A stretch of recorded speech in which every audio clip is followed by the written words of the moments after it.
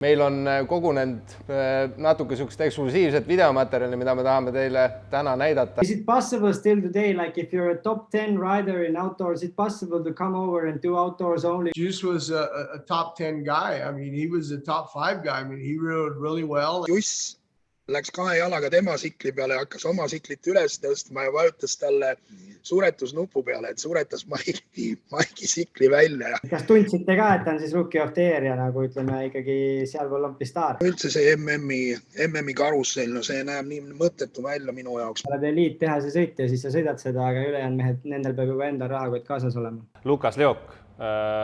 No ma nüüd ei teagi, mina tahaks ikkagi öelda juunioride maailmameister.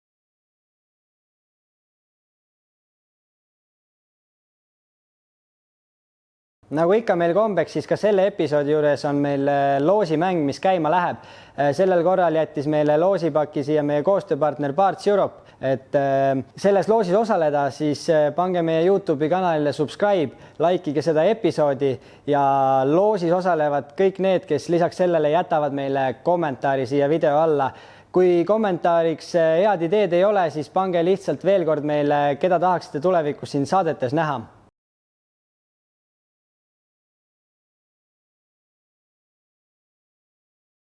Tuultsentri abiga on minu tsikkel alati sõiduvalmis.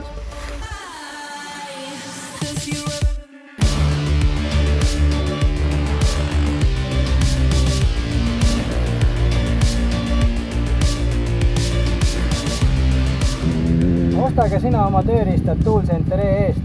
Kasutades sooduskoodi tiim 101%, saate kõikidelt ostudelt 15% alla.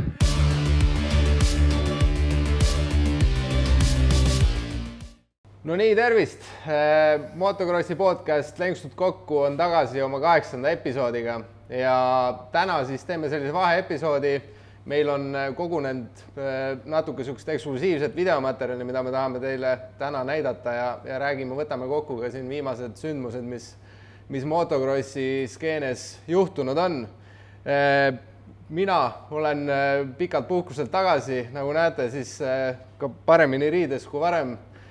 Meil on siis uus toetaja, Verston ehitus, ehk et meie tiimi eesmärk on ka tuua sellist uut toetajat võib-olla Motokrossi maailma, kes traditsiooniliselt võib-olla Motokrossi ei ole varem toetanud ja üli hea meel on koostöö sõlmidagi just Verstoniga, kes on siis Eesti üks suurimaid teedeehituse ja teede hoolduse ettevõtteid. Et näiteks kui olete võib-olla sõitnud Tallinnas Reiditeel või Tallinn-Tartu maanteel siis uuel 4-realisel teel, siis need on just Verstoni ehitatud. Ja Verston on siis alguse saanud Paidest, sealt välja kasvanud siis üle 300 inimese täna Verstonis töötab ja mis veel on hästi vinge, kuidas Verston siis just sporti toetab, et kindlasti olete näinud Paide linnameeskonna särkidel Verstoni logo ennegi ja peatoetaja siis nendel nad ka on ja meie jaoks ka kindlasti väga oluline, et Verstonil on väga palju just kogemust spordi toetamisega ja kindlasti väga palju cool'i content'i ja staffi sealt koostööst tulemas on.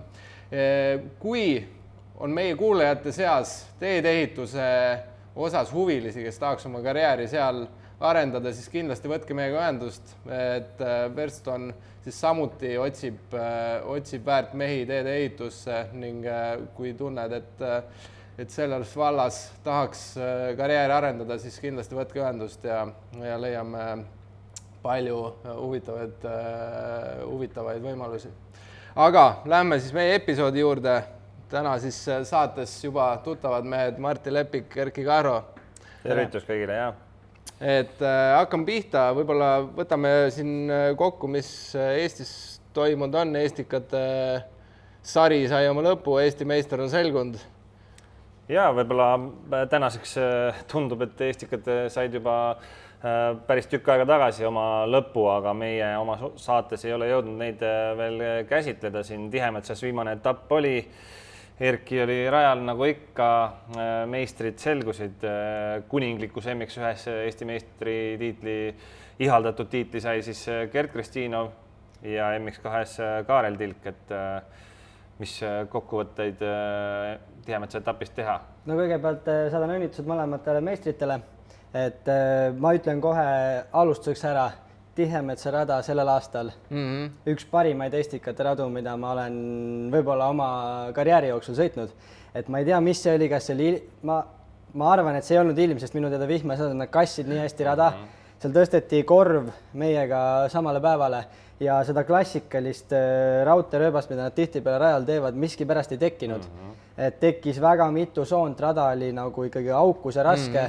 See pinnas oli Tihemetsa meestele veel kiitus, et nagu ideaalselt ära kastetud, et ta oli sügavalt niiske ja seda oli kogu päeva vältel näha, et see raja pinnas suutis nagu formeeruda, et sinna tekkis suurt lainet, väikest repisooni, kõike oli nagu, et suur respekt kuttidele, et siukse raja ettevalmistus. See ongi see, mis kaardid piisavalt sassi lööb alati ja tekitab neid möödasõidu võimalusi, et kui me Pärnu etappi mäletame, siis seal paraku tekkis just see, et oli põhimõtteliselt üks kuiv soon ja väga raske oli mööda sõita. Et just veel, sul on terve nädalavahetus ikkagi väga kuum ilm ka ja päike paistis, et selles mõttes väga tipp-topp ja isegi pühapäeval oli samamoodi, rada oli nagu super olukorras ja läks samamoodi hästi raskeks, et nagu mõlemad päevad see prep oli super. Oli, et kui Pärnuga võib-olla võrreldeks selles mõttes Tihemetsa pinnas kindlasti soodustab raja ettevalmistust rohkem, et Pärnu on kivikõva keset suve. Aga jah, et mõnikord ongi, et kui sa ise teed kõik hästi, et kaardid langevad ka täpselt paika, on ju, et see ilm ja see kastmisettevalmistus kõik sobis ja see, et korv veel meiega ühel päeval oli, et see kõik lihtsalt istuski hästi kokku ja tuligi super rada. Et siit võiks kindlasti nagu kõik, kes on siis seotud radade ettevalmistuste asjadega, teha oma notesid, et mida ja kuidas seal tehti ja mis läks õigesti, et see oli tõesti hea rada.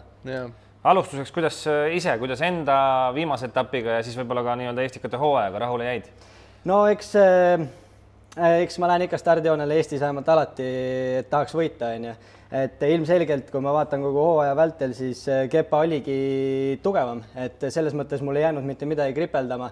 Et kui ma vaatan enda hooaega, siis tegelikult ma alustasin hilja ettevalmistusega alles talve lõpus ja kui ma tavaliselt võib alustan täiesti talve alguses juba ettevalmistust või sügisel isegi füüsilist, on ju, et mul eelmine aasta siis sellest COVIDist taastumisega võtsin pikema pausi ja ma teadsin selles mõttes, et hooaja algus saab olema rahulik, et ma ei ole füüsiliselt päris seal kiiruse ja sõidutundide poolest, et kohe nagu võidu peale võidelda, aga plaan oligi see, et alustada enam-vähem seal tipu lähedal ja siis vaikselt etappidega minna.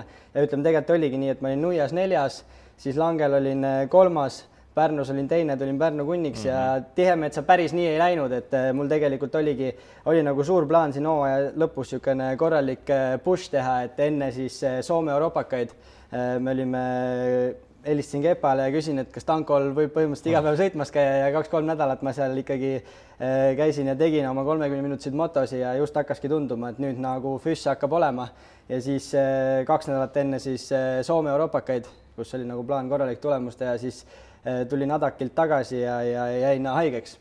Et see nagu siia hooaja lõppu veel korraliku kaika kodratesse viskas, et see pingutus, mis me tegime, ei läinud päris nii. Aga kui vaadata kiirust Tihemetsas ja seda kõike, siis ja suur asi on see, et ma sain nagu teises hooaja poolsam stardid korda. Et Pärnus võtsin Holtsautu, Tihemetsas võtsin, et see on suur asi, eriti Eestis, kus meil praegu see 5 meest on nagu nii tihedalt sekundis, et see on suur asi.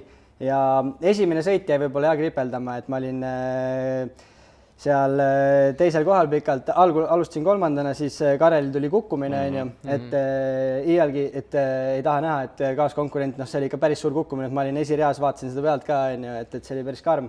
Loodame, et tal tervis taastub kiiresti, aga sealt edasi ma suutsin ikkagi, ma tean ju terve hooaeg, et mul ei ole sellist võhma praegu, et nagu täiesti põhjagaasiga lõpuni sõita, aga ma tegin oma mingisuguse strateegia, algul seal nägingi, et minu taga oli siis Tanni ja Kepa tandem. Et nendega ma sain vist mingi 6-7 sekki kõige paremal ajal seal vahe sisse ja 3 ringi oli vist jäänud, kui eks ma olin väsinud ka ja natukene lasin see siduri keema ja sidur läks nagu näpu all tühjaks. Tahtsin kurvis seal selle maja juures vasakule tagasi kurvis teha kannaka, aga sidurit ei olnud ja suretasin plokki ja kukkusin lihtsalt kurvis külili. Et eks see nagu tekitas meelearmi, et seal oleks saanud nagu, kuna Tann oli veel minu ja Kepa vahel, et oleks saanud ikkagi natuke rohkem nagu Kepale pinget peale panna, kui seda punkti vahet vähemaks oleks, see oleks alla 10 tulnud.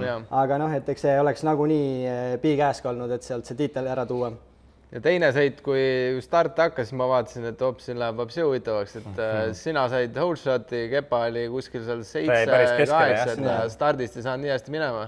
Eks Kepa ise tunnistas ka, et tal oligi natuke pinge peal, et ta pole ju ammu Eesti meister olnud ja iga tiitel, et ega ma olen ise samamoodi tiitliheitluses olnud, et see ei olegi nagu, see saagi nii vabalt tunda ennast, kui see on sama nagu umbes trennis sõidan väga hästi, aga võistlustel on ja üks samm veel on see, et ma sõidan võistlustel hästi, aga kui ma tiitli peale sõidan. Ei, muidugi täpselt nagu sa ütlesid, ta ise tunnistas, et iga kontakt, iga olukord, iga tsikli vale hääl, kõik asjad sa hakkad üle mõtlema ja selles mõttes nagu kompenseerima. Tal on siin tsikliga ikkagi olnud siin suve jooksul mingeid probleeme ka, et eks ta ikkagi peas juba kuulad igat väikest klõpsu ja häält on. Paneb tagasi tõmbama, peasid saaks nagu lõpuni punktid ta ütles ka, et teises sõidus tal see amordikaitse viskas kodaratesse ja tõmbas lenksu risti veel lõpus, et siis mõtles, et lasen maha ja tule kindla peal lõpuni. Aga igal juhul nagu selles suhtes jällegi tihtipeale Motokrossis ei tule nagu meistritiitleid, kus lõpuni välja nagu punktides ka ikkagi seal 10 punkti ringis nagu andmine, et selle koha pealt ma arvan igati nagu põnev hooaeg, et lõpuni välja läks ikkagi tihedalt. See näitabki, et meil on ikkagi väga kiired ja võrdsed vennad on rajal ja sõidavad Eestis siin koha peal. Ja mis oli põnev näha ka Hardi Roosijärv, kes muidu MM-sarja on sõitnud, et Tihemetsas viimasele etapile tuli kohale ja esimeses sõidus näitas väga head minekut, et oli põnev vaadata. Ja samamoodi ikkagi Võrr oli ka, läks sinna viimase sõiduni, läks väga huvitavalt, et enne viimast etappi minu meelest Sampo ja Tilga vahel üks punkt või midagi, et väga tihe. Ja esimene sõit samamoodi, teine sõit siis oligi. Tilk pani stardi kinni ja Sampo jäi samamoodi tahapoole. Matšuks oli seal vahel, aitas kaasa veel natuke. Ja Tilk tuli kindlalt lõpuni ja võitis ära, et minul nagu, mis mulle meeldib, on see, kuidas ikkagi nagu kuttidel ka see närv peab ilusti vastu sellises olukorras. Ja ma vaatasin ka viimast Ruiska TV osa Tihemetsa etapist, siis no tõesti seal oli Tilgaga ka intervjuu lõpus, et näha oli, mees oli siirast rõõmu täis ja selles mõttes väga rahul ja pingelangus, et kõik, et ta ütles tõesti, et ma nii väga tahtsin Eesti meistriks tulla ja oli valmis viimases sõidus tegema kõik, mis tema võimuses oli, et ja selle ta ära ka tegi. Ja eks kui me nii võtame, siis need sõitjad, kes meil täna siin Eestis sõidavadki, et me ei sõidagi maailmameistritiitlite peale, et siis Eestikate tiitel on kõige olulisem asi põhimõtteliselt su elus on ju, et kui sa teed, me oleme sellised, ma ei nimetaks päris professionaaliks, aga need Eesti tipud, me oleme ikkagi sellised semiprofessionaalid on ju, et ma julgeks öelda, et MX1 top ja MX2 seal paar meest, et me ikkagi täisajaga sõidame Motokrossi ja treenime selle jaoks, et tipptulemust teha ja sinu selles sisemaailmas, selles Motokrossi kommuunis see ongi nagu suur asi, eks ju. Ja see on ju, nagu me ütleme, et selles mõttes karjääris tuleb ju minna step by step ja see on nagu selline vahe milestone, et minna kohe võib-olla Euroopasse sõita seal nii, et üks etapp saan peale, teine etapp ei saa, aga selles mõttes suurte klassides nii-öelda meistrikate tiitlit veel ei ole, siis ma arvan, see annab nagu seda indu juurde, et mul on kodus meistritiitel võidetud ja nüüd on järgmised nagu nii-öelda milestone'id ees ootamas, mida vallutada. See on selline vanakooli treenerite ütlus ka, et kõigepealt löö kodus laud puhtaks, et siis on aeg Euroopasse minna, et see on nii ja naa, eks ju, et väiksena... Ja istuma kinni ei tohi siia jääda. Kinni ei tohi jääda, sest et rajad on nii teistsugused, et kui sa väiksena ei näe mägesi ja sooni Prantsusmaal, siis kui sa Eestis kõigil ära paned kõigile ja siis lõpuks sinna lähed, et siis on nagu natuke saab mõistus otsa, et mingil määral sa pead nagu käima, et selle jaoks nagu Adak on minu arust selles mõttes nagu kõva sari, et ma olengi näinud, mina näiteks ei olnud mitte kunagi enne seda aasta Adakis käinud, meil kuidagi läks nagu noorena ka see meist nagu mööda, et kunagi ei sattunud sinna aga täna ma näengi seda, et missugused radade ettevalmistused seal on, Saksamaal on kivikõvad rajad, neid ripitakse, valmistatakse, kastetakse, seal tekib rööpaid, seal on nagu mitu profiklassi ja noored on et see rada lähebki selliseks, nagu sul tulevikus on MM-il vaja sõita ja seal on Euroopa paremik kohal, et noortele see on igal juhul nagu ülikõva sari ja tähtis koht, kus olla. Ja nagu ei ole ülimalt kallis, kus käia ka on. Ja ei ole nii kaugel, et selles mõttes täiesti tehtav programm ja ma arvan, et sellist platvormi, kust nagu edasi minna. Seal on suudetud ilusti seda nii-öelda populaarsust hoida, et puud on täis ja kvalifikatsioonist saavad ikkagi kiiremad peale, et võib-olla kui meil Eestikatel siin võrrelda 10-15 aasta taguse ajaga ja MM-i samamoodi, et kui seal on nagu toimunud muutus puhtalt stardipuud vaadates, et mehi nii palju ei ole, siis Adakil on ikkagi näha, et huvi on väga suur ja mehi, kes tahavad peale saada ja punkte saada, on väga palju. See klassikaline formaat toimib, eks see MM-il oli kunagi samamoodi ja loomulikult, kui me räägime Eestist, siis meil on seda raske teha, meil ei ole lihtsalt sellist nagu sõitjaskonda, aga Eestikatel samamoodi tegelikult võib-olla üks teemapunkt, mida võiks arutada, ongi see, et täna meil on MX Open, et see ei ole MX1 ja MX2 koos, vaid on kohalikud siis nii-öelda hobi, ütleme kõige kiiremad hobimehed, kes üldse on, ja siis on nagu MX1 tipp, et see kiiruse vahe on seal päris suur, tihtipeale nad saavad ikkagi väga kiiresti ringiga ja ma arvan, et mitte ainult nagu profide poole pealt, ma ei usu, et neil ka nagu väga mugav sõita, kui me seal, neil on oma mingi võitlus käib, ja siis hakkab see sinine lipp pihta ja seal mingi võitlus. Rohkem pead selle taha vaatama kui ette. Jaa, et siis pea kohal keegi lendab siin ja kuskil on see ja et sa ei taha nagu just ette käeda, aga oma sõit on sõita. Et sama nagu me siis Martin Arumäega episoodis arutasime, et võib-olla tulevikus ikkagi see MX Open ja MX1 ja MX2 kokku ja võib-olla see on ikkagi kõige parem lahendus, et neid sõitjaid piisavalt oleks ja see tase säiliks. Ma eks see on nagu ikka paljudes asjadest, vahepeal tuleb teha paar sammu tagasi, et minna 3 sammu edasi, et võib-olla ongi selline nii-öelda ülemineku periood praegu ja muutuste aeg ja tuleb leida need õiged uued suunad, et uuesti krossil see super hea hoog sisse saada meil siin Eestis samamoodi nii korralduslikult kui ka populariseerimise mõttes, et tõesti me oleme arutanud neid aegu, kui me ise sõitsime noorteklassides, et 80B, 80A, need kõik olid puud olid täis. Jaa, täiesti. Neid aegu, ma arvan, kõik igatsevad. Ja kindlasti, mida sellelt toojalt ma ise võin sõitjana, ma usun publikul samamoodi, et 4 etappi on vähe. Et 5-6 etappi on niisugune miinimumprogramm, et ma loodan tulevikus, et ma sain aru, et sellel aastal Tanel oli vist öelnud ja seal oli veel nõuandid, et me keskenduks, et nagu välissõitjad saavad tulla. Aga me võime ju teha meistrisarja, kus on 6 etappi ja kui nad saavad juba nendel 3-st käia, et selles mõttes suures pildis me võime keskendume neile, kes Eestikatele keskenduvad, et neil oleks korralik sari, mida sõita. Ja päeva lõpuks ega meil liiga palju välissõitjad ei olnud ka, kui me nagu kokku võtame. Täpselt, et ja võib-olla üks korralik liivarada veel Eestikatele sisse panna ja selliseid asju on, mida teha, et Tallinna lähedal üks etapp teha, et sinna saaks veel lisada nagu unki kõvasti juurde. Ja ütleme lisaks siis Eestikatele üks oluline sündmus oli ka Soome siis MM, mis toimus enne Eestikate etappi, et päris palju eestlasi oli stardis samamoodi, Erki ka. Ja Kepa siis võitis võidu oma klassis. Ja kuidas hindad rada korraldus? Ma veel enne küsiks korraks, et Soome MM etapiga seal paar aastat nüüd oli ära jäänud see Covidi tõttu ja seal muud asjad ja nüüd viimasel hetkel muudeti seal veel rada, et mis selle taga oli? Ma olen kuulnud, eks see on kõik nagu selles mõttes kõlakate tasemel on ju, aga sisemaailmas on liikunud, et see kuidagi mingi raha case seal Kimiringil on, et seal pole nagu kunagi seda päris valmis tehtud, et seal oli mingid videod ka enne seda mingi 6 aega vist enne, kui etappi toimub, see oli täiesti ühermaa veel seal Kimiringil on ja ma ei tea, kas 2, 3, 4 aastat on äkki ära jäänud, see viimasel hetkel enne, et Soome jääb ära. Et ma arvan, et selles mõttes, et nad ikkagi see Soome täid selle MM-etapi ja kasutasid mingit rada, mis juba olemas oli, on hea. Ma ei ütleks, et Üvinge rada nagu maailma parim MM-i rada on, et Soomes on palju paremaid radu, kus seda teha.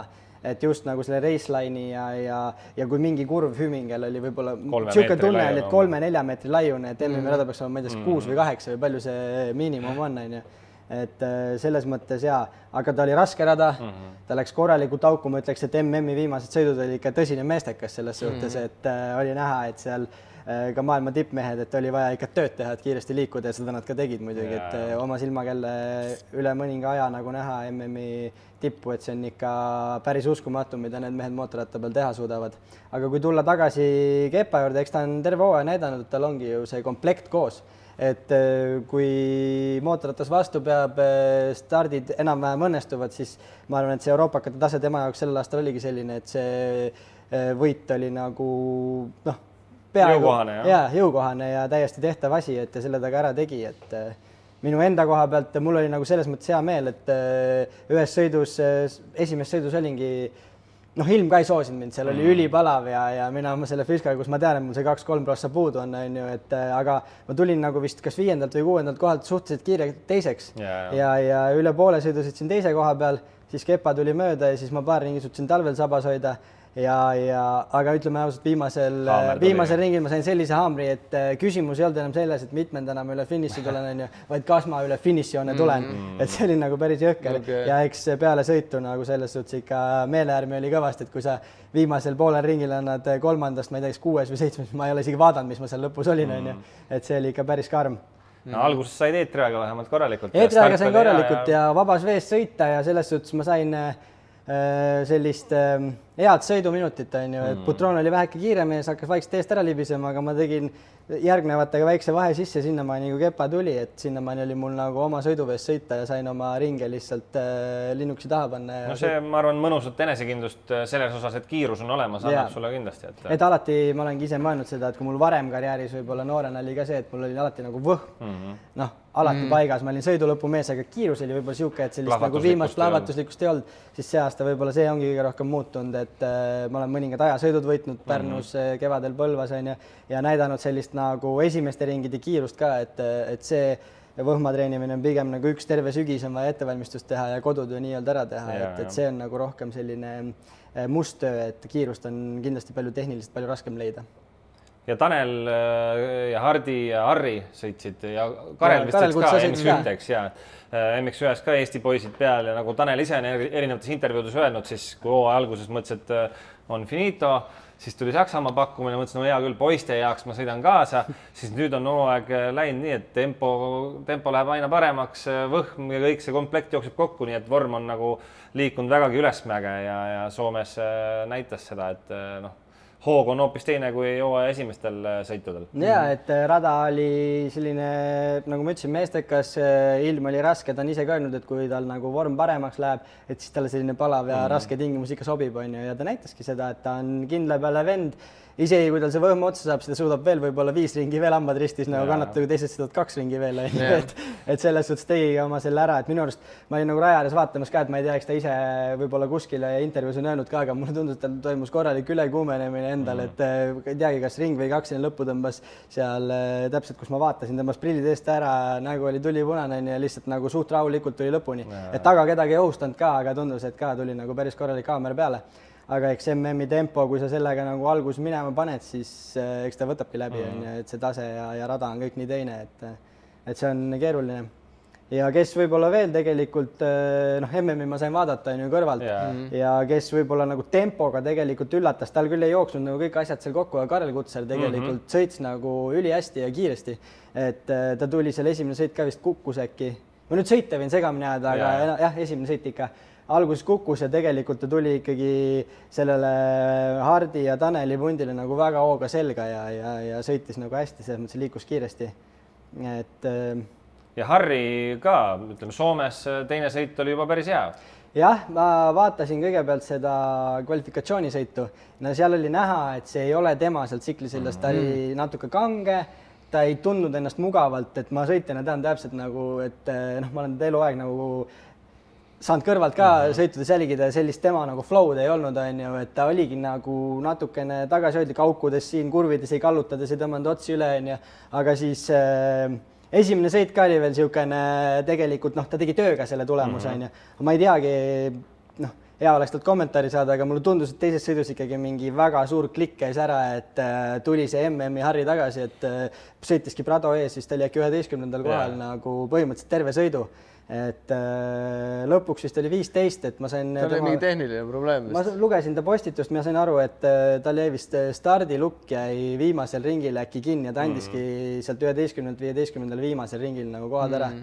Et kõrvalt ei saanudki algul aru, et mis seal täpselt toimub. Aga see näitabki kogu seda MM-sarja ka seda tempot ja kõik, et poole hooaja pealt sisse hüpata ei ole lihtne.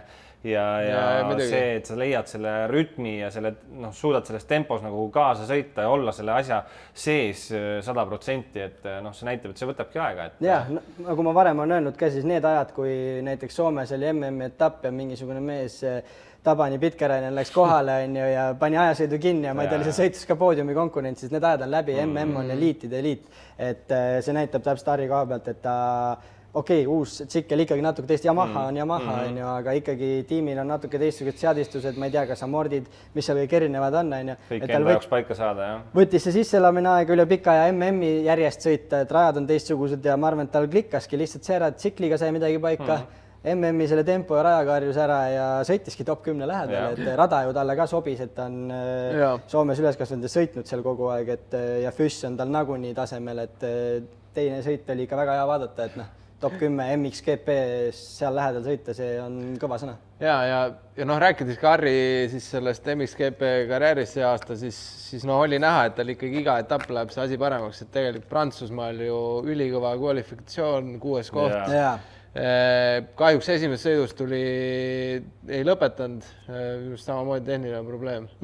Ja teine sõit siis 15. koht, kus siis tegelikult tegi ka paar sõiduviga, et tegelikult hoog nagu kasvas ja no eks see ongi, sa saad kogu aeg mugavamaks, tsikliga saad mugavamaks, saad rohkem sellele asjale nagu ree peale. Tegelikult, kui me Prantsusmaa etapist üldse räägime, siis nagu no milline rada, no täitsa jõhker, kui raske betoon, mäed, sooned. Sant-Angelis on veel selline, ütleme, väikene kiviklibu ka veel pinnase peal, et ma ütleks isegi, et see top 15 sõita Sant-Angelis, see on peaaegu minu nagu arvamuse ka pealt võrdväärne, kui ta Soomes 11 lõpetanud, et kõva raja peal MXGP-s.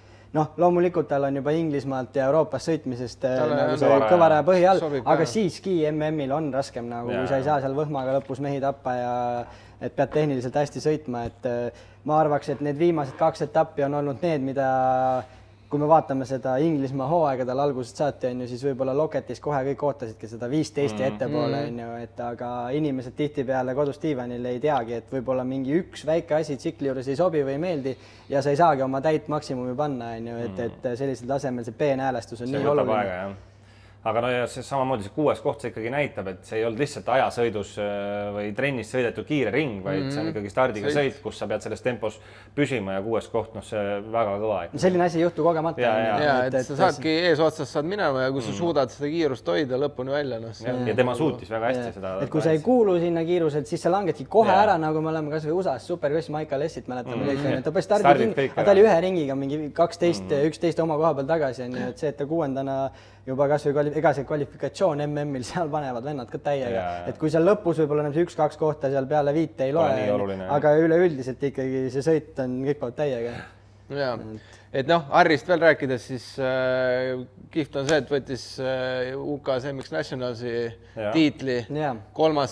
kord nüüd, et Harriga kindlasti väga-väga tahame pikema intervjuu teha siin, kui talvine periood äkki tuleb koju rohkem käima ja siia füskat tegema, et siis saame kindlasti võtame ühendust ja kutsume saatesse. Ja, et tegelikult väga hea hooaeg. Ja palju õnne selle Inglismaa tiitli puhul Nationalsi omalt. Nagu Talviku eelmises episoodis ütles, siis said seda vist haiglas tähistada, et see oli siis peale seda tema pauku. Et siis Talviku kukkus ja siis olid seal olnud, et jah, et tegelikult oligi siis Jürgeniga just rääkisime eelmine episood. Jürgen oli USA-s ja tegelikult, mis me tänases episoodis tahtsimegi ka näidata on, siis meil on paar sellist ägedat intervjuud teile ette valmistatud siis just eestlastest USA-s, ehk siis seekord muidugi küll Juss Laansoo näitel, et võtsime ühendust siis Jim Holley'ga ja samamoodi siis Puruga, et Tarvo Jürima, kodaniku nimega Krossi mängust teistmaad.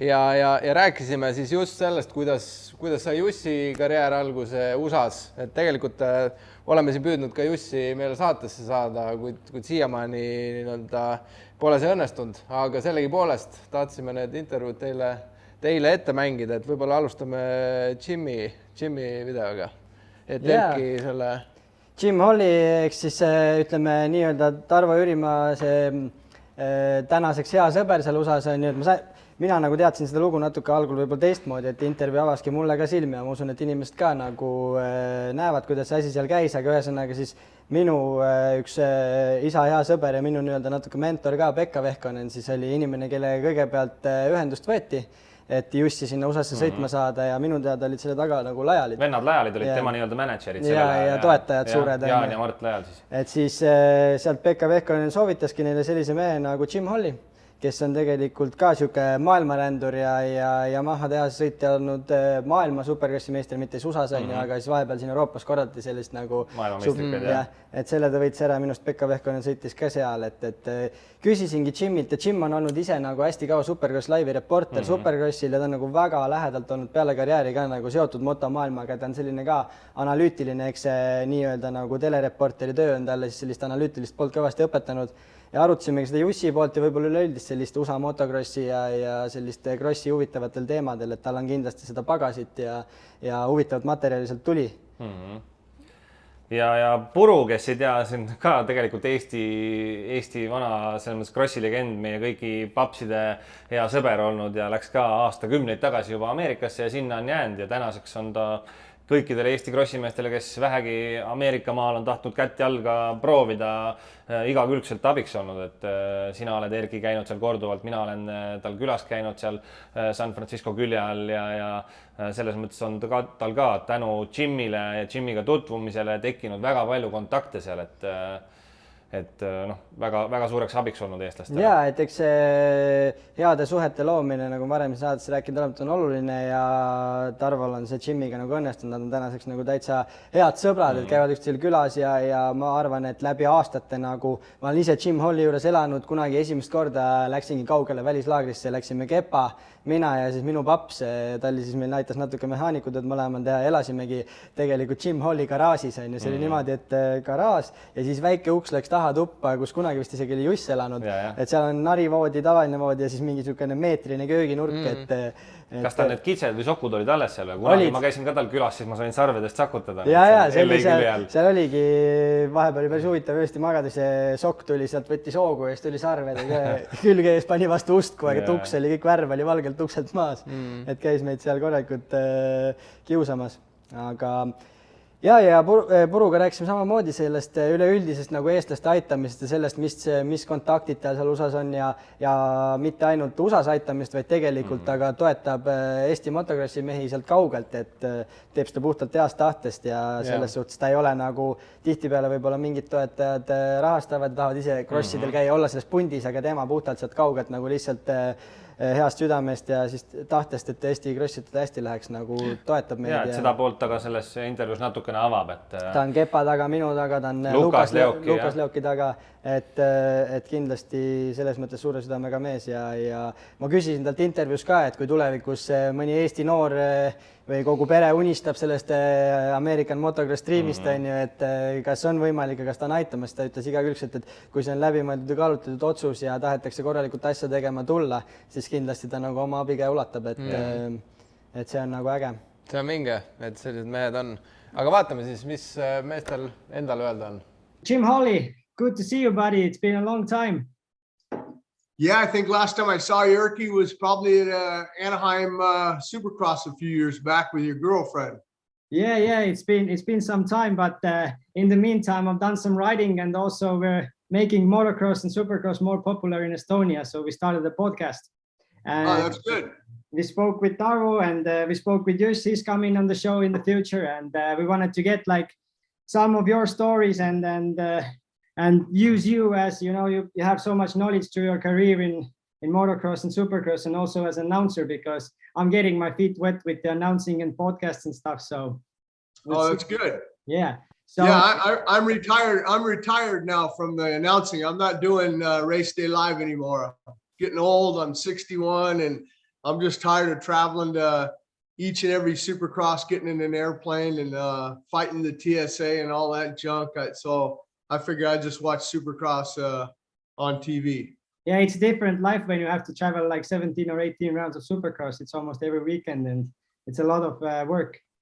Well, and you got to remember that, you know, I got my professional license when I was 16 years old. So I was racing myself. And then after that, I ran a team for Yamaha Japan, traveling to the supercrosses and outdoor nationals still. And then I got into the broadcasting. So yeah, it's just time. I have grandkids now. Wyatt, my oldest grandson, he's 3 now, and Willow, she'll be 1 in September. So, you know, it's a different chapter of my life in my book. You know, it's just time to, you know, hang out with the grandkids and do other things.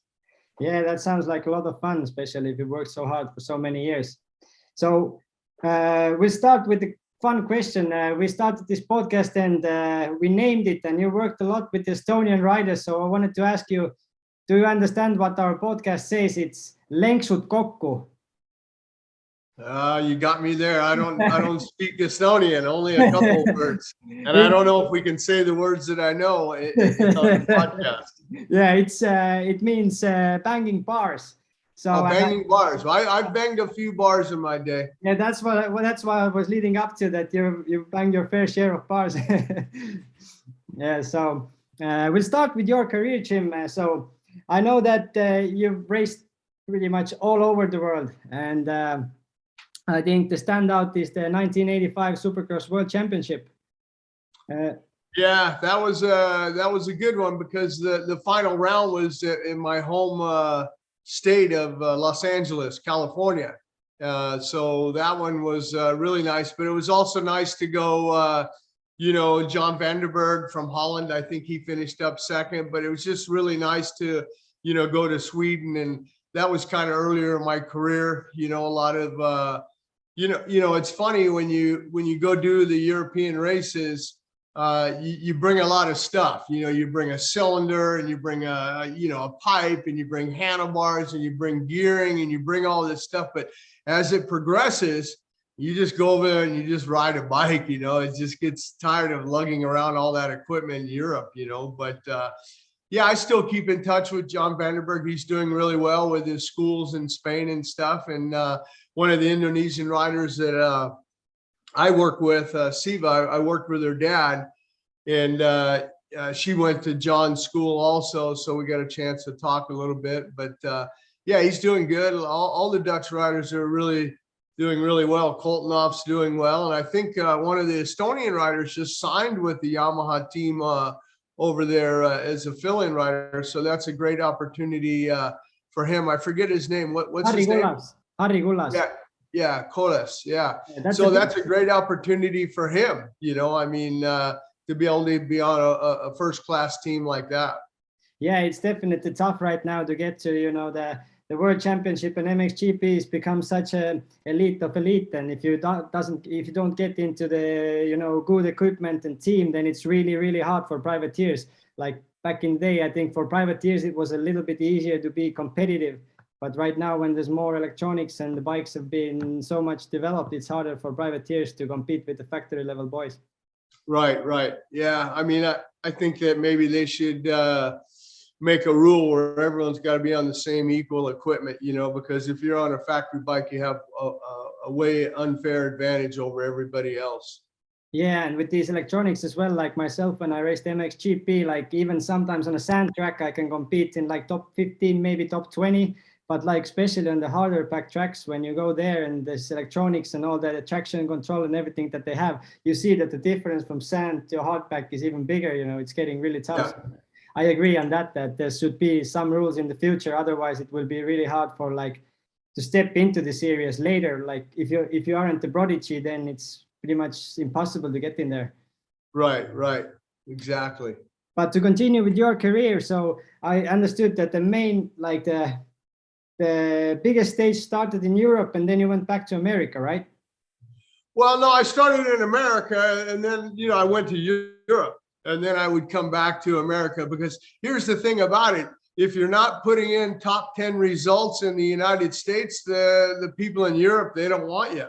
They want someone that's in the top 5, or top 10 to go there. So if I'm not racing in America, my name's out of the picture. So I still continued to race, both in the United States and Europe. Right. What about the Ultracross? What was that like? I read it through your bio about Ultracross. What was that like back in the day? Yeah, that was a new series. Yamaha, I was towards the end of my career, and Yamaha asked if, I'd be interested in riding it and, keeping my career going a couple more years. I won, I think, the championship in 88 and 89. So that was nice. It was a way for me to keep going. And it was a new series. It was basically a a truck series and a buggy, like off-road, you know, Baja and things like that. And the ultracross, we ran the tracks backwards. So the jumps for the trucks were really at a nice angle. So when they came up, they just flew. And then the back of it was like this. So when we ran it backwards, we just skied and we flat landed it. It was pretty hard, but it was cool. You know, it was a smaller series. I think it was only 8 or 10 rounds.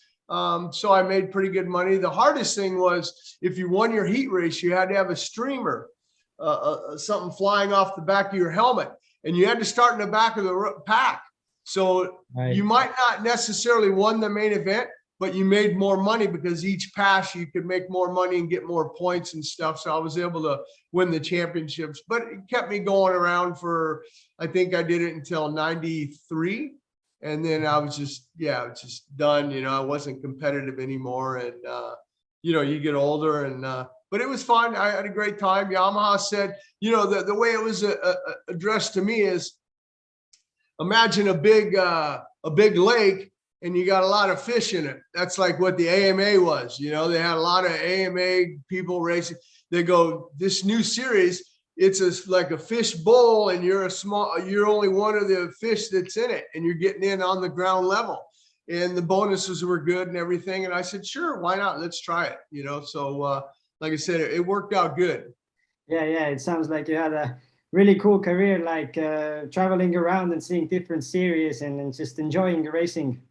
But yeah, no, I mean, it was an excellent career. I have, you know, I'm blessed to be able to say that I was able to, you know, travel around the world and race a motorcycle. Not a lot of people. I didn't graduate high school. I quit school to go race a motorcycle. So I lived the history books out of my own life, traveling, you know, to Europe and seeing France and Sweden and Spain and Estonia and Finland and just, you know, all over Germany, you know, not to mention Central America, Costa Rica, Guatemala. I still keep in touch with my friend Hochi Martinez. It was just his 63rd birthday in Guatemala. So I stay in touch with those guys. All of Canada, I won supercrosses up in Canada and stuff. And then, of course, Japan, racing over there and testing and stuff. I think that probably the hardest place for me to race at was India.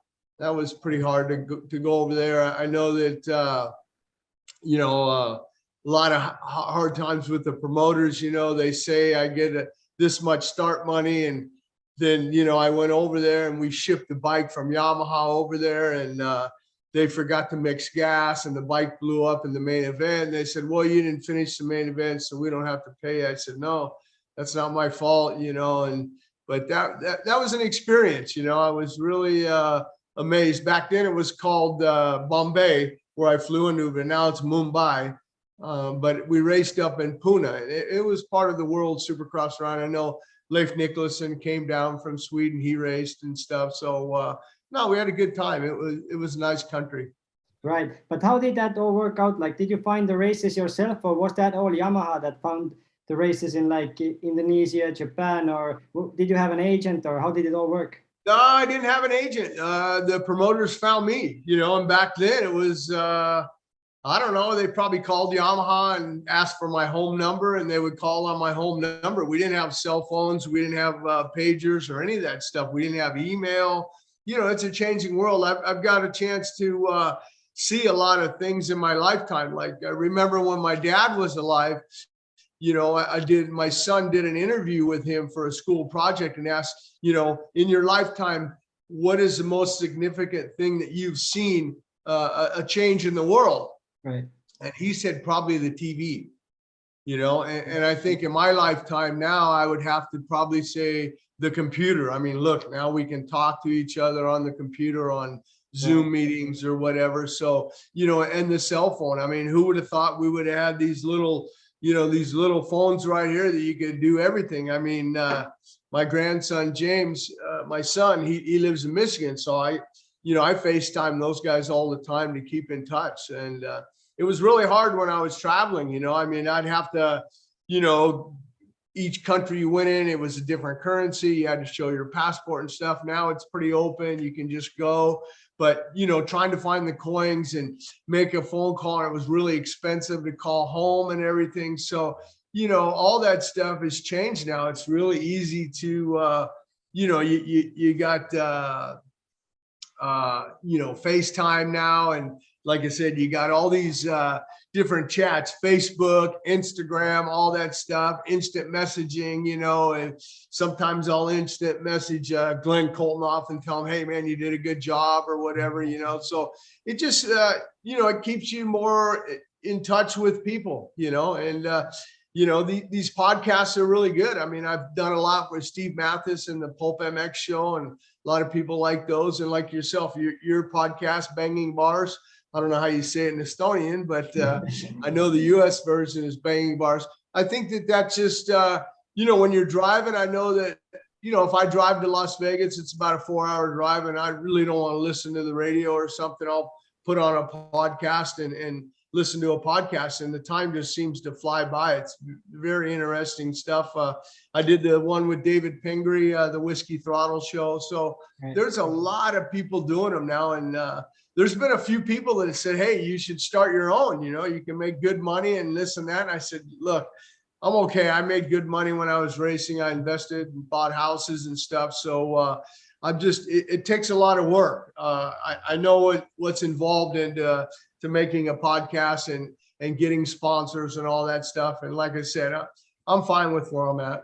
Yeah, it's for me, even it was a surprise how much work it is, how many, you know, people working on it takes to get the single episode out. And like you said, Steve Mathis, I've been following his podcasts for a long time. He does a really good job, and that's how I keep myself informed. Like when we speak about American Supercross or Motocross, and I listen to all these podcasts. So that's where it kind of started our idea that Estonia doesn't have a motocross podcast, and it's not well-known sport in Estonia. So that's something that we wanted to get started.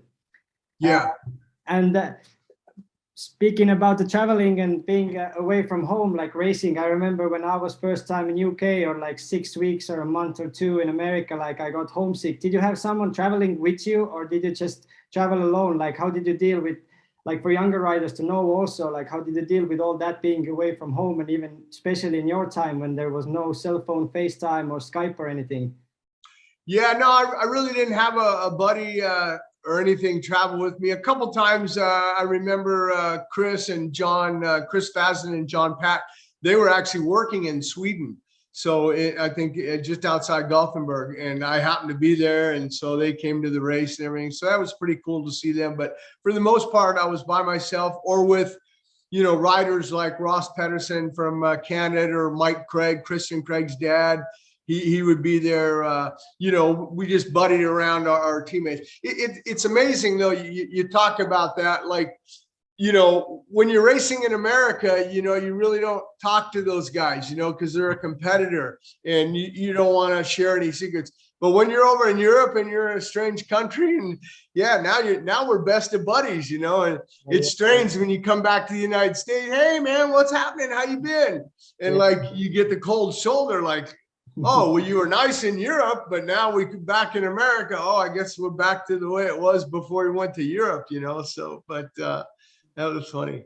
Yeah, it's funny. It's like, but sometimes people don't understand. But motocross is a contact sport, and it's you know, it's so aggressive on the track that sometimes it's really hard to get along with your competitors. Like you're putting your head down, racing your hardest at the weekend. You're close racing, and it's really hard to just be buddies with your competitors sometimes.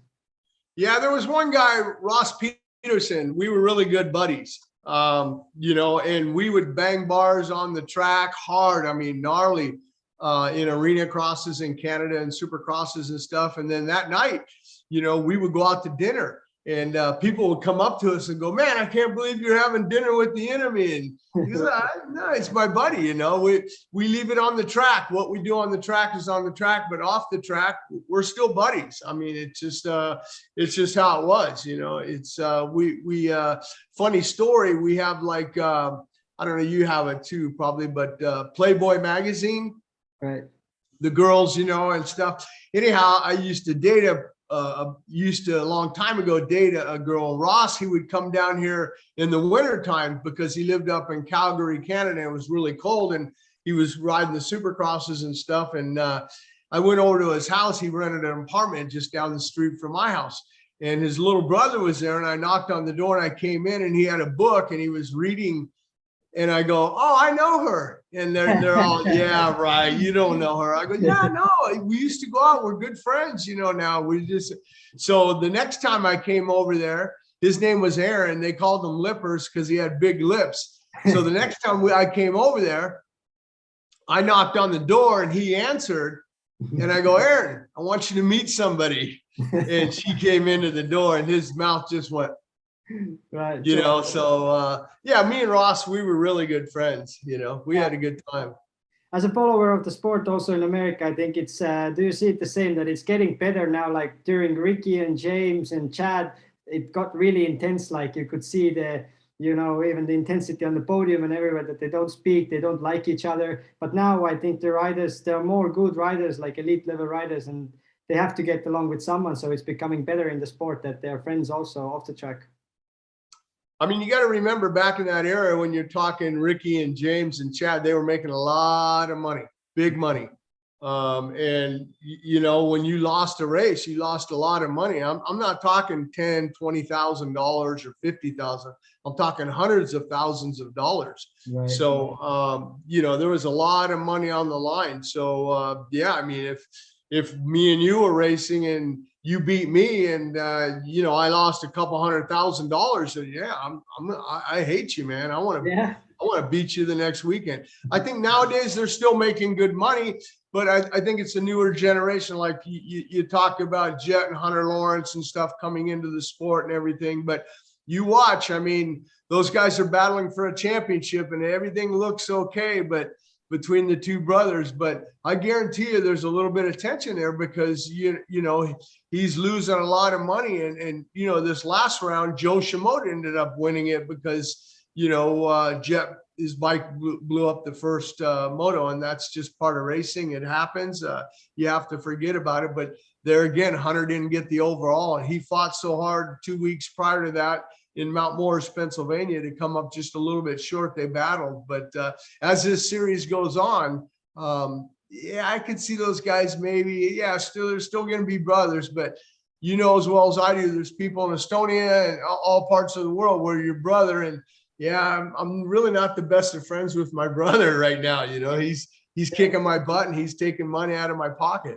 Right. Like especially in the championship, also even like Estonian championship, there's not millions of dollars on the line, but when it gets the last points and you know, the things are on the line, then it gets intense, and sometimes you can't control it. It's just normal people stuff that it gets intense. Yeah, and the thing about it with, you know, those two guys is that, you know, they're both on the same equipment, so it's not one bike's better than the other one. They both have the same trainer. Johnny O'Mara's training them. So they know exactly what each other's doing, unless maybe Jet's getting up in the middle of the night at 2 a.m. going out for a run or something so his brother doesn't see him. I don't know, you know, but I'm just saying that there's a rivalry there, and it's going to be around for a while. I mean, that's the next generation.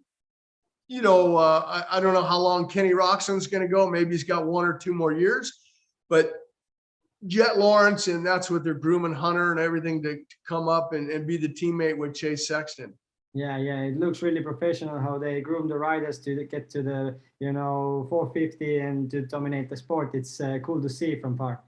Yeah, I think that, you know, that's the good thing about America. We do have a basis, you know, for amateur racing, and a lot of these factories are picking up. Like you have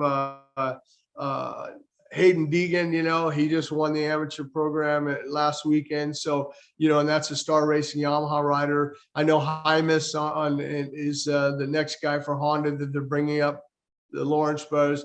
And then, of course, you have Ryder DeFrancisco and Jet Reynolds and those guys. That's the next Kawasaki guys coming up through the ranks and stuff. But, you know, something else that I noticed in America that I don't know if they're doing a lot in Europe is, you know, like Brock Tickle is helping Kawasaki, you know, with their testing and stuff, and trying to get some of that helped out for Anderson and Adam Cianciarillo and guys like that, and Joey Savacci, who's now filling in for him.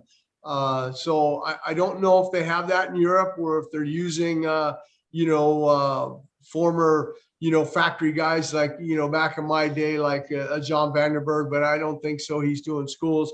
I'm not sure what Jackie Vimon's doing, the French rider, or Heinz Kinnegartner, guys like that, you know, Dave Thorpe. I know Dave Thorpe ran a team, but I don't know if they're not necessarily getting in on the testing and the development side of things. Right. I don't think it's as professional as in America, because I think even with Supercross, there's more money also involved with the sport, you know, like especially I know like Ken Roxon has Trey Canard testing for him. I think there's some guys like even our Estonian Tanel Leok is testing some parts for Jeffrey Hurlings, and this guy he used to work like for 5 years, I think, for factory KTM and Husqvarna. So it's getting better, but I think America is a little bit ahead again, like just the level of professionalism that they have with the Supercross and with the money involved and the personnel that they have on the team. I think it's a little bit more professional.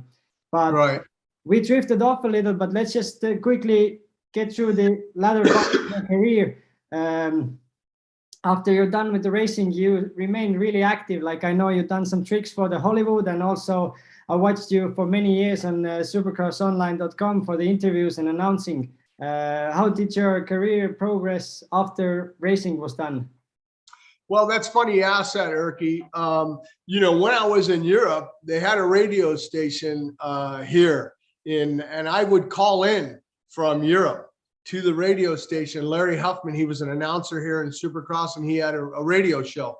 So that's kind of how I got started. You know, he asked, hey, can you call in and give us a report, you know, on what went down at that Supercross in wherever, England or whatever race I was at. I go, yeah, sure. So, you know, I'd spend, you know, and of course he would pay me back because I told him, hey, it's expensive to put these coins in here.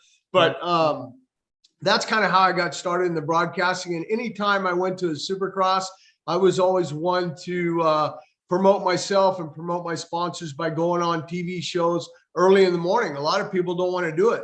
5 a.m. they have a TV show. So you have to get up at 4 o'clock, get your bike ready, be out there. So I did a lot of that. I was in front of the camera a lot, and I just knew how to do it. And I go, yeah, sure. You want to pay me to talk about the sport that I love? Absolutely. I'll do it. So that's kind of how I got into the broadcasting. And then, you know, when I got into running the team for Yamaha Japan, I was retired from racing. I was sitting on the couch, just twiddling my thumbs, not doing anything. And I would be, oh, it's 1 o'clock. That's the start of the first outdoor moto, you know? So I was just going beside myself. And then I got a call from Yamaha Japan. They said, hey, we would like to send some riders over and have them with your guidance and, you know, take them to the outdoors and take them to the Supercrosses. So that's how I got into that. And then, like I said, when that was over, then I got into the broadcasting. So. Right. So we wanted to speak, like one part of this interview, I wanted to speak about the foreign riders and how you help them. I think you've been a big part for Estonian riders also, like in America through Tarvo. I think your first Estonian contact was Tarvo, or did someone else first contact you from Estonia? Like when you first came over, what was the first contact from Estonia that you hear that country and that someone wants to come over from Estonia to race in America, and how did that all start? Well, it was actually a good friend of mine, a Finnish rider, Pekka Vakonen. He knew Juss, I guess, you know, because Estonia and Finland are real close together. So they wanted to come to America, and Pekka said, well, give Jim a call. And I had met with Marilyn and Mark. How do you pronounce their last name? L-A-J. Lyall. Yeah. I met with them in Los Angeles. They were over here with, he had Valvoline oils. I think he was distributing in Estonia, and he had, so I met with those guys, and they said, look, we have Juss. He wants to come over here, and Tarvo's already over here. How do you, I'm so bad on names. I know yours is Cairo. That's easy, but like Tarvo Jürima. Jürima. I know it's got AMA on the end. I know AMA on the end. But anyhow, different. And like my name is not Caro, it's Caro actually. Like from. Yeah. See, I get the last names mixed up. But anyhow, so you know, Tarvo was over here and everything. So we started working with Juss, and from there, you know, other riders came over. Yourself, you came over with your dad and things like that. So, and then, you know, like I said, I worked with a lot of riders all over, mostly Japan, lot of Japanese riders came over, you know, because they know the success that we had when the professional riders were riding the supercrosses, and 2G was over here and I was helping him. And then we got together after his career, and I said, look, I'm getting too old to go to the race tracks every weekend, but I have the house and I have the bikes and I have the van and the garages and all that stuff. So he kind of took it over from there. But then COVID hit and he's been in Japan. But we still have the Indonesian riders coming over, Siva and Ryan Ardiansha. They come over and they were just here and went back. So, but yeah, as far as the Estonian riders, I mean, they were, Juss was a top 10 guy. I mean, he was a top 5 guy. I mean, he rode really well. And it's just the problem with Juss is in his career. And I really wasn't a big fan of it. He hooked up with a team, I think it's the Motorsport Honda team, and they want him to do Supercross, and they want him to do it on a 250. Right. And I said, Juss is a big guy, man. You can't have him out there on a 250, even a 450. You know, it's just they don't have the Supercross experience. You know, it's a whole different animal, and you're going to end up getting them hurt. And that's what happened. He hurt his wrist, and then from there it just compiled. But outdoor wise, he was strong. I mean, he was really strong. Yeah, I remember when he first went over, then I didn't even know you or anything about, I was so young. But I remember the first big results, like I think his best is like 4th or 5th in AMA national race. So it's a big thing. And back then, even the level was high, and there was guys like Ricky and these guys racing. So it's no joke what he did over there. But what was your first memory of Juss? Where did you first meet him? And was it like some fun story, or how did you guys did he stay at your place the whole time when he was living over there? Yeah, he stayed with me. Yeah, he stayed in the back in the guest house here at the ranch. And yeah, I mean, Juss was a hard worker. I mean, he was, you know, there was no bullshitting around. He was straight, you know, he didn't want to deviate from what his training was and stuff. He was really good as far as that goes. Some riders, you have to, you know, they like to play around. They don't like to get the work in, but Juss and, you know, a guy named Koji Okahara from Japan, he did. Takeshi Koikeda, he went back to Japan. He won a championship, but he had a 5th at a national over here too in the 252 stroke class, which is now the 450 class. But yeah, Juss was all about getting the work done. You know, his dad would come over here. So, you know, we talked about, you know, having maybe his dad over here to help him, you know, that way he's not too homesick and stuff. And so that worked out well for Juss. But no, I remember that race in Hangtown. That was the first one outdoor, and we had him ready to go, training wise, on the bike, everything. And you know, he had a bunch of blisters on his hand after the first moto. I mean, they were really bad. I mean, we had to spray new skin on just to get him through the second moto. And then afterwards, you know, on Monday we would talk and kind of break down the races on what happened. And I asked him, I said, man, your hands were strong. I had, you know, you were doing push-ups on the concrete and the dirt. Your hands were strong. Right. I go, what happened? He says, well, I don't know. I just, you know, I started to develop calluses. I go, well, that's good. He goes, well, yeah, but I started putting lotion on my hands the week before, and that lotion softened up, and all those calluses ripped off in that race. Right.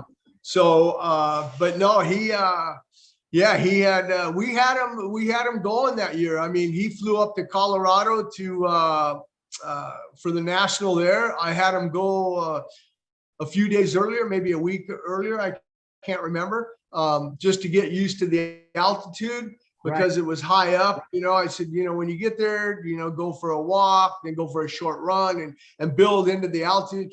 And I think he was running 5th and have a lot of ruts, and he put his foot down, and then he broke his tib fib, I think. And then he flew from Colorado to Burbank. I met him there in Burbank, and I had an airline ticket, and Tarvo arranged to meet a good doctor friend of mine, Dr. Ting, up in San Francisco, San Jose area. And so Juss flew directly to there to get his leg worked on and stuff. So yeah, it's just, you know, it's hard to teach, like I said, going back to the Supercross with Juss. You know, I asked him, you know, he was in I think it was the semi or whatever, and he was 12th and 12th or 11th, and he tried this triple jump, and I go, why?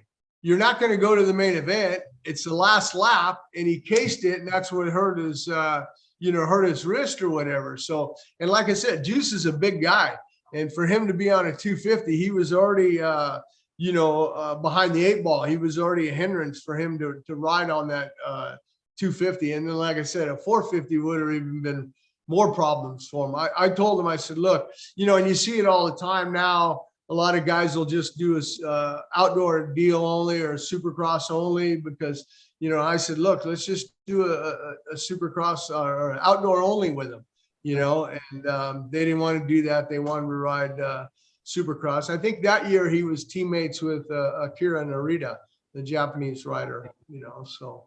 Okay, but from here, I wanted to ask, for the future, for any Estonian guide or Japanese guide, do you think you're more involved with the industry or being involved with the industry of motocross over there and supercross? Is it possible still today, if you're a top 10 rider in outdoors, is it possible to come over and do outdoors only? Or do you think it's still the supercross is so important that Europe or Japanese kids, if they only ride motocross, it's impossible to come over to make a living with racing in America? Pretty much impossible if you're going to ride outdoors only. Here it's all about the supercross. It's all about, being right in front of the fans, can see everything, and, you don't have to deal with the elements. A lot of the supercross rounds are indoors, so you get the same type of track, consistency and everything. You take a case like a guy like Joe Shimoda. When I was working with the Japanese riders, they asked, how can we get these guys at a higher level? I said, well, they need to come over here when they're 10 or 12 years old. I've had meetings in Japan, but the Japanese can't bring them over here because they're responsible for them. If something happens to them, then they have to take care of them for the rest of their life, but when they're 18, they can make their own decision to come to America. And if something happens, then it's on them. Case in point would be Joe Shimoda. He came over here real young, started racing amateur ride, then started riding supercross. And look, he's the first Japanese rider to win a supercross last year, and he's the first Japanese rider to win an outdoor national last weekend in Redbud. So he's put in the time and work, and that's what it takes to do that, to come over here. And Mitch Payton gave him an opportunity, because the Geico Honda team folded, and the 2 guys on that team went over to Honda. So, I'm talking Jet and Hunter Lawrence. So he really didn't have nothing. So Mitch gave him a shot, and, he's a hard worker. I know how the Japanese are. They're very determined and headstrong, and they want to work hard, and the hard work's paying off now for Joe Shimoda. Right. And to speak a little bit about the Juss more in America, how heavily were you involved with his training? Was it only riding that you were coaching, or did you coach, did you make his plans for doing the cardio and the strength training, or how were you involved? And were you involved with the coaching of riding when he started Supercross? I still have some of his hats behind here that Mark made up with the Estonian flag, 942, and Lenksud on the hat and stuff. But, as far as training, he knew what to do. I mean, I just basically, helped him out. I knew he was a real strong runner. I knew he was a strong guy, physically. Maybe a little bit more stretching he needed to do. But I was there, to go to the tracks and, make sure that, at Hangtown, what he's going to come up with. This is how the track's going to be, because I've been there and done that. It's going to be real muddy in the first practice session because they got to get the water in. Then the sun's going to come out, the ruts are going to get deep and they're going to get hard and stuff. Just kind of being like that, making sure that, he's there if he had any questions, where to start on the starting gate. Like, hey, I think this is going to work for you here. Just more or less like that, and more or less guidance, just somebody to be there that has been there and done that, and that he can come talk to at any time of the night when he wanted to talk to me.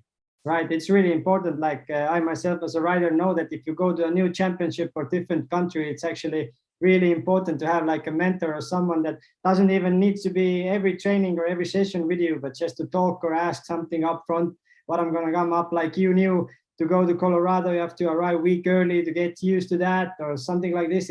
It's really important. And I see like riders like Ryan Dungey or Cairoli in Europe is sometimes it's the most important thing that they have the mentor or a team manager that is really involved with them and the guidance that they have, so they don't repeat the mistakes, you know, that their mentor did.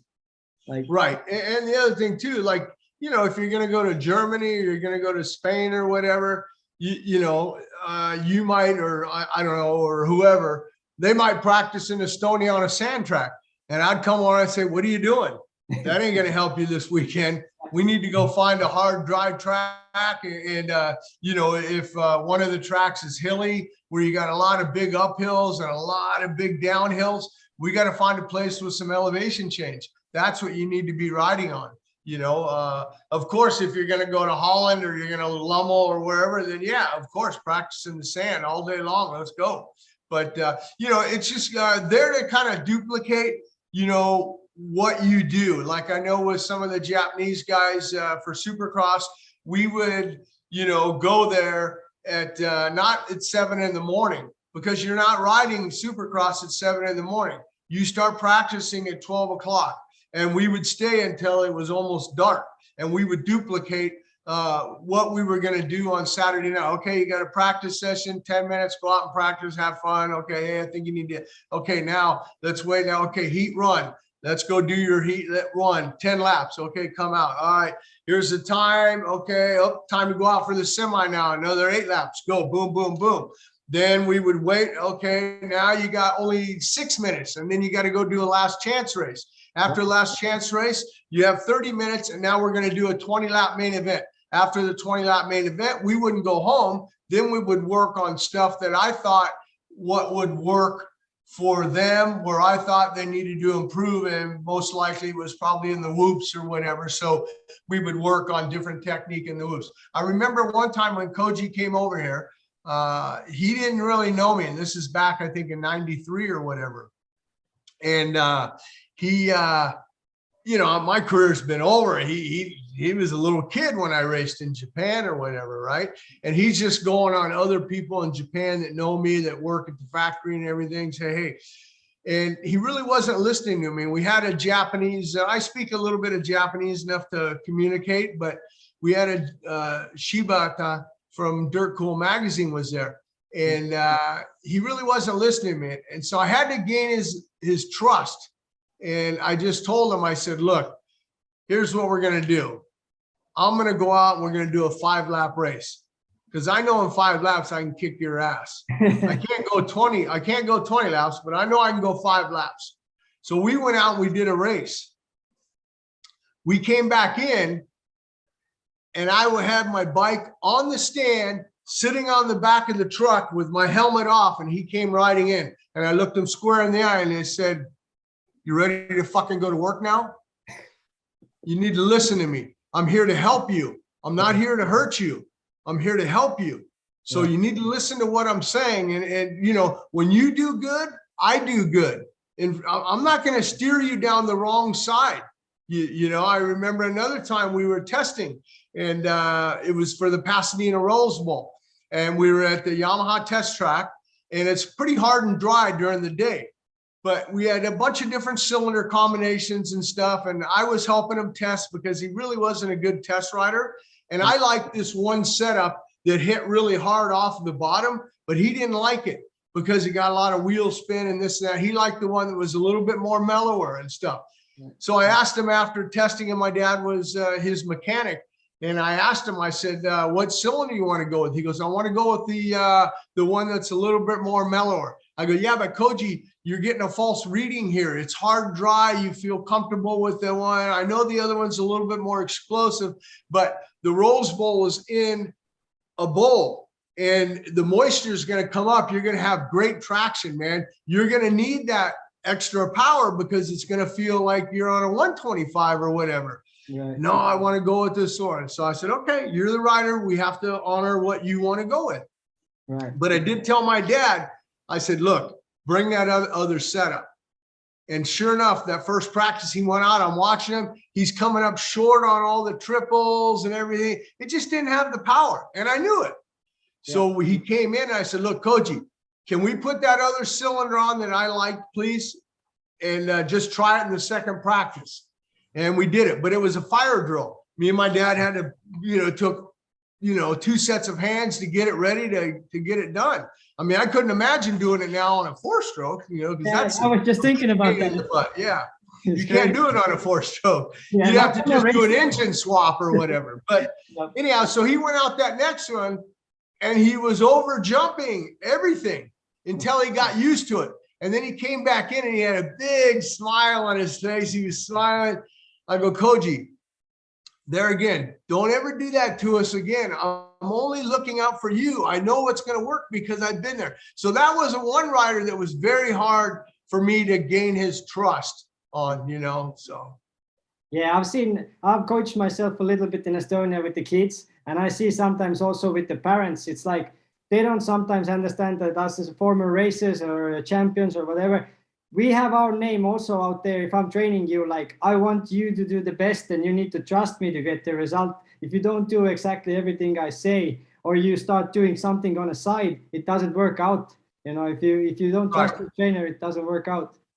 Yeah, I didn't have any of that with Juss, though. Juss listened to everything I said. And he was, like I said, he was one of the easier guys I've had to work with, because you didn't have to wake him up. I remember one time, Takeshi Koikeda, I told him, look, we started 8 o'clock to go running or whatever, because you had to push him to go running. Where another guy, I'd have, hey, that's enough running. You've ran a lot. But I went out there at 8:05 and he was in there just sleeping, just on the bed, sleeping. I went back into the house and I got a 5-gallon bucket of water and I just threw it on his face. And I said, hey, it's 8:07. You're 7 minutes late. Get up. I mean, I almost drowned the guy, the water, his mouth was open. I just filled it up, boy. He choked and everything. But yeah, some riders, you have to deal with different egos.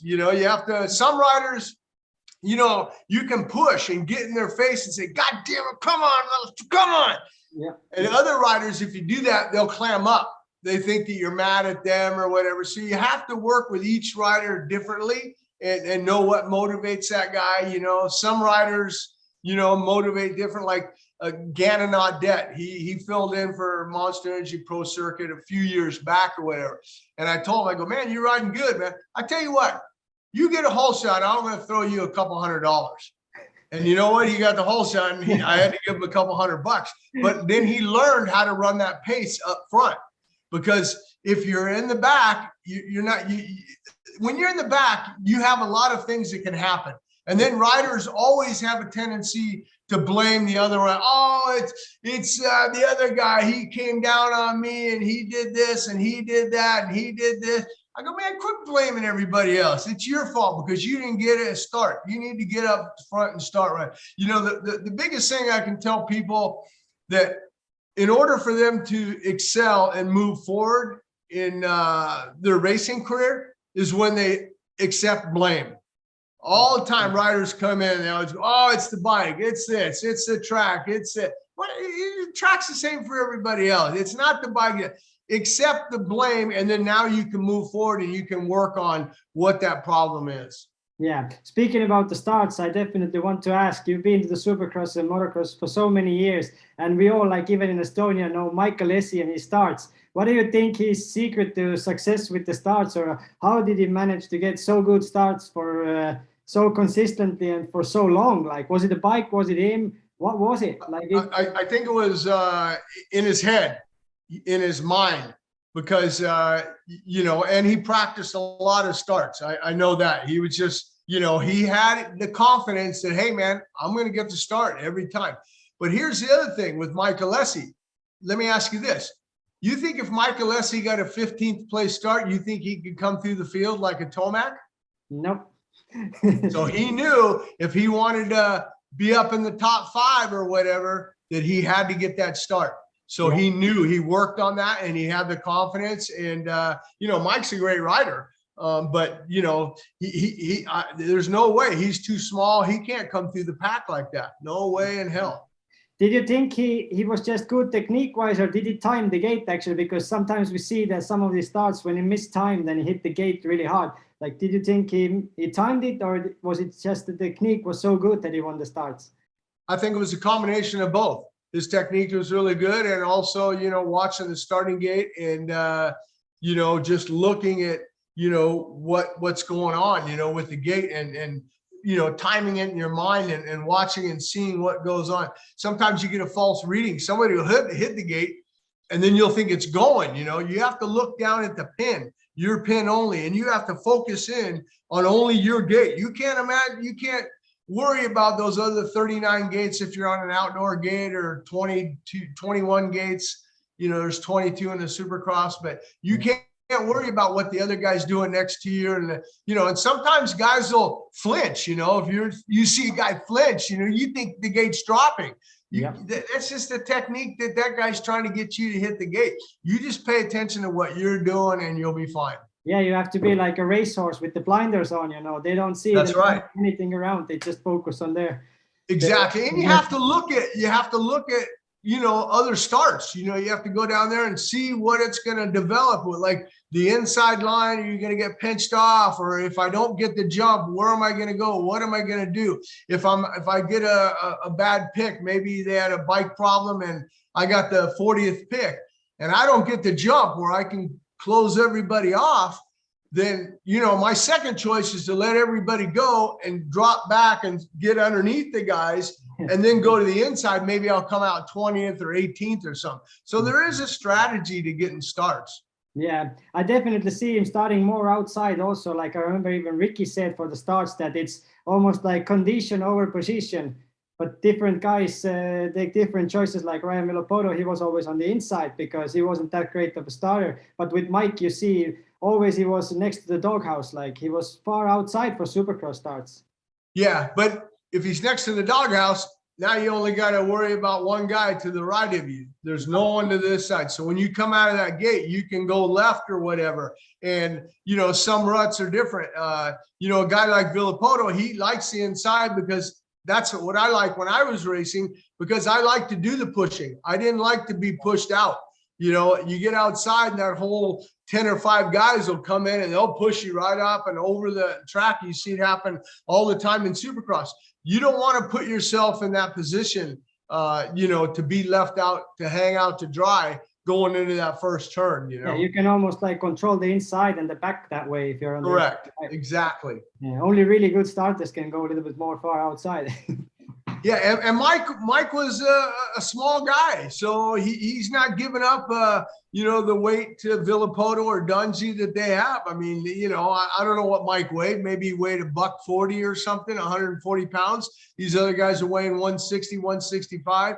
Every 7 pounds is a horsepower. So he knew that, hey, I can come out to the doghouse and get a start and drive it into that first turn. As long as I got a bike link or half a bike link, I'm good.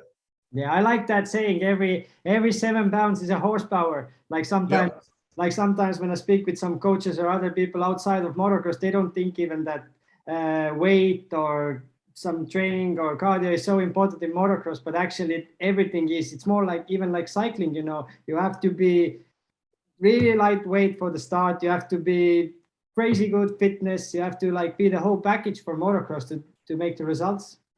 Yeah, I mean, it's the same in car racing or whatever. You see like Danica Patrick, when she drove or whatever, you know, she was real light. Her cars were fast and things like that, you know. So, yeah, there is a weight advantage. Yeah. And also we wanted to speak about your friendship with Tarvo. I know I made contact with you through Tarvo and Gert, and how that friendship over the years. I know you guys been such good friends for a long time now, and you, I think, see many times in a year each other. And talk about that a little bit, how you guys became so good friends. Yeah, Puru. I like to call him Puru. That's his nickname. But Tarvo, yeah, he's a good guy. You know, he's got a big heart. You know, he's got a heart of, you know, he helps all you guys out yourself.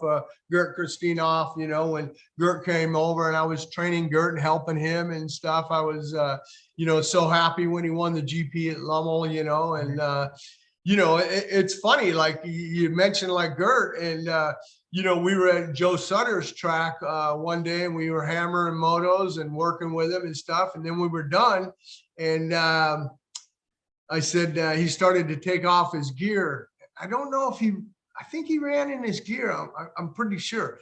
But I said, okay, I'll load up the truck. You take off now and you start running.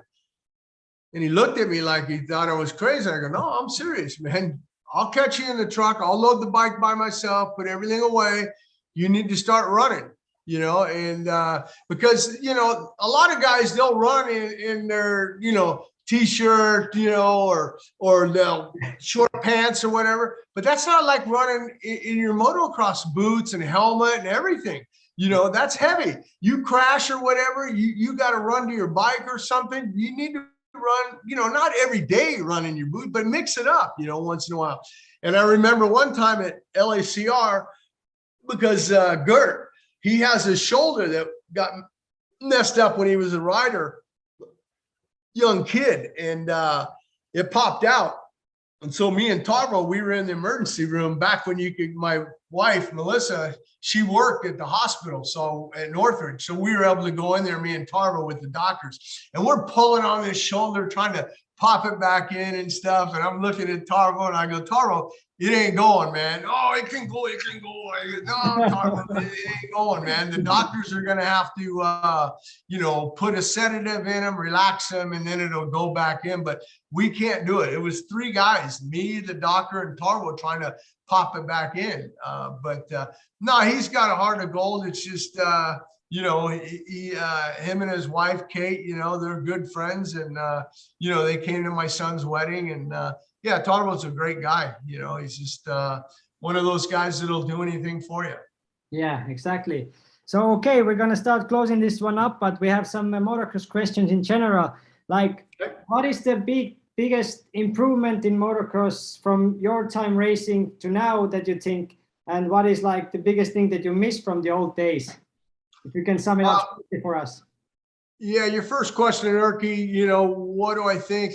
I think it's the motorcycles, you know, the 4-strokes. I just think the technology has come so far from when I raced, and the professionalism with the semis and just how they carry themselves, and all the social media, like every team, you know, they have a social media person posting stuff. So I think in that respect, that's why the sport is growing. I think Feld Entertainment, you know, the promotion of Supercross, you've seen it, you know, the fireworks and everything. I mean, it's a show. They're racing, but it is a very nice show.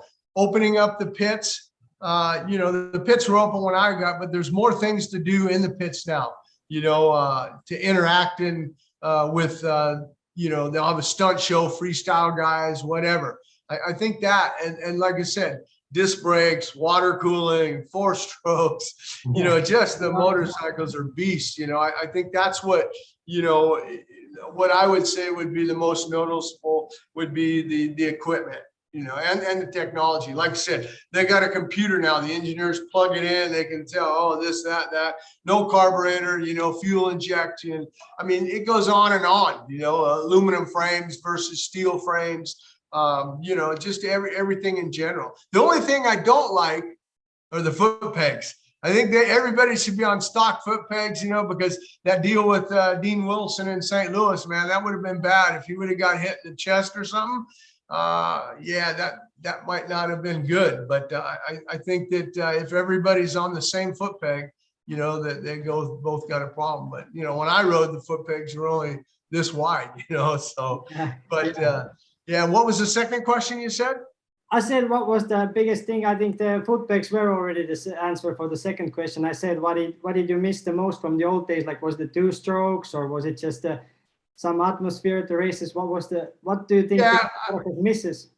Yeah, I think the camaraderie, just being and interacting with the fans and just being there, you know, with the fans and racing. Like, yeah, when you go through practice and stuff, you kind of, but opening ceremonies, when you come out and you're in the top 10 and, you know, you're number 5 or whatever in the points and you come out, you know, then it's go time. Like, hey, it's time to go racing now. You know, you can't duplicate that feeling. You can't buy that feeling. You know, it's time to go. And like I said, the fans, especially the girls with the big boobies. You know, I remember one time at the Coliseum, a girl came up to me and one of the Japanese engineers, I think his name from Yamaha was Tad O'Connell. She came up and she lifted up her, shirt, and there's 2 nice voluptuous boobies. And I picked up one and I signed it J-I-M-M. I even went Jimmy, and I even put Hollywood and Holly and my number and everything. I helped. And then she went away. She was so happy with her. But the Japanese guy says, "Oh, Jim-san, I look you. Sometimes you sign your name just." But this time with the opai. Opai in Japanese is breast. Right. But this time with opai, you take a time. You really good drawing. I said, yeah, no. Stuff like that, just the interaction with the fans. I know that a lot of the riders nowadays, they missed that during COVID. They couldn't interact with the fans, but I think nowadays that's starting to loosen up. I don't know how it is in Europe. I don't know if, they're kept away from the fans. I don't know. How is it in Europe? No, it's the crowd is back now, so it's becoming good again. I think people interact, and you see a lot of people, like even watching AMA this year, I see like High Point, there was such a big crowd. I don't think I've seen for many years that much of a crowd at the national. And even in Europe, I think we struggle a little bit with the current promoter, that the series is gone different way for many fans that they would like to see it. There's just like sometimes 14 riders on the gate for MX2 or I don't know, 18 factory riders for MX1, and it's not good for the series that look, when there's so few riders, they're all elite, but you need 40 men on the gate and a good show for people to come and watch it and pay for to come and watch it. Yeah, I tell you, I like to look at YouTube a lot, the old races, and with Gabors and Jobé and Dave Thorpe and Hacken Carlquist and everything on the big 500 2-strokes. I know Jeff Leask was over there and stuff. But those gates were gnarly. Yeah. Those were full gates and just, that was awesome to see that. But I couldn't agree with you more, Erky, that, it's sad to see a GP and they only got 14 or 16 guys, but it's just the cost, it costs so much. I mean, there's no prize money for these guys anymore. You have to pay so much money because I think Giuseppe's still promoting it, right? I think he sold it to some company, but they're still pulling the strings. So right. So he's still involved some way, but he gets the TV time and he says, "Hey, you guys should pay your riders with the TV time." But yet in America, we get TV time and the riders still get paid from the factories and bonuses and stuff. So I'm not sure. I don't know enough about it, so I can't really comment on it, but I just know that it's sad to see, half the field lined up on the starting gate. Yeah, for a lot of people in Europe, like that have knowledge about the sport and how it should work, it's sad to see actually that it's gone this way. And just lately we had like a boycott from the riders that they didn't like how they prepared the track, and they said like, we are the clown of the circus, but we have to pay to perform in front of your crowd. So it's getting, I think it changes in coming years. I think some change needs to happen because this money machine for him has worked for so many years now that, a good money machine can't work for many, many years. Like someone say something or change something, I hope to see it. And even my era, like when I started to go to the GPs and try to get in there, the money and just to get into the race, it's €1,000 and you make top 20 in MXGP, which is really tough to do. And you don't get a penny, it's ridiculous. Yeah. Yeah, no. Hey, the only thing I think you need to do on that back wall back there is you need to put the Estonian Express, one of Tarvo's logos. Right. Boy, he would get so excited if he saw that. Yeah. We're just doing the next interview with him, so we're gonna speak a little bit about the American side, how we help the Estonian riders, and the last question for you. I know you do a good predictions for the series in America, and the Estonians really like their AMA series. What is your top 3 for the end of the series in 450s and 250s? What do you think? Well, I think the 250, obviously, it's going to be the Lawrence brothers. It'll be one of those guys, pretty much Jet, I think. He dominated that second moto, and Hunter didn't have to go get him, but I think it'll be Jet, Hunter, and Joe. I think Joe's going to win a few more races. On the other side, I think it's going to be Tomac, Sexton, Roxon. I think that's, Tomac's just, he's won back-to-back races now. And, that's got to be a big feather and confidence, knowing that was Chase Sexton's home track, even though Chase didn't get, the wins, but they're going into some tracks that, that they're going to favor, I think, Eli, the sand track, and Millville, those 2 tracks that he does really well in. I think Dungey's doing a great job, but you have to look at, I saw Adam Cianciarulo starting to ride again, so maybe he's going to come back. Hopefully Ferrandis comes back. But if you're Dungey and, he's doing a great job, but you got to look at those fifths. And this is what I told Juice when he came over. And, I think James Stewart had a problem when Juice got that 5th, and Ernesto Fonseca had a problem. I said, look, those guys had problems, so we still got work to do. That 5th is great, but that could have been a 7th or 8th. And if you're Dungey, you got to look at, 5th's great, but there's more guys. Sexton's not there, and Ferrandis isn't there. And I don't know about Malcolm Stewart. I don't know. He hasn't ridden outdoors in a long time. I don't know if he's up to Dungey's speed. So if you add those 2 guys and they're back running, but Dungey's getting stronger as we go. These are a couple tracks, especially Millville. I'd love to see Dungey get on the podium. It'd be awesome for the sport to see him. But and I'd like to see those other guys come back, But I think Tomac's he's got a good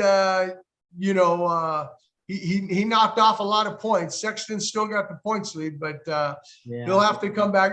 He's going to win more races. Sexton's the future. He's only 20 years old. Yeah, but once Eli gets the ball rolling, it's really hard to stop that. I see for many years that once he starts winning, he gets 1, 2, and that the ball goes rolling. It's hard for the other guys to catch him. Yeah, and he's on a good team. That Star Racing Monster Energy Yamaha team is just phenomenal. That's why he left Kawasaki. Less money, but he knew he needed that bike. And like I said, what a great time. And if you look at Eli, he seems a lot more happier on his interviews and stuff. He's got 2 kids now.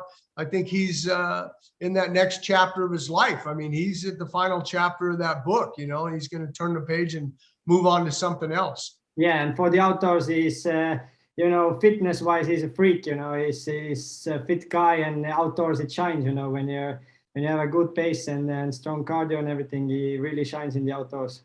Yep.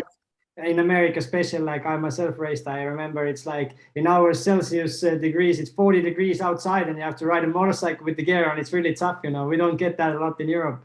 Yeah, well, you have to do that. You got to wear a sweatshirt or whatever. I mean, you got to try to duplicate, and putting the water in your system and everything. But yeah, Eli trains in Durango, Colorado. He's up high altitude, so he's doing a lot of altitude training. Right. Yeah, I remember first time I came over for a race, I dragged my bicycle trainer into the sauna and just started to ride my bicycle in there. So it helped me a lot, but it was still tough. I had a month of preparation for that especially, but it was still really tough to. Yeah. And even with Kenny, you see, still today, he a little bit struggles when it's really hot and humid. It's not easy thing to do.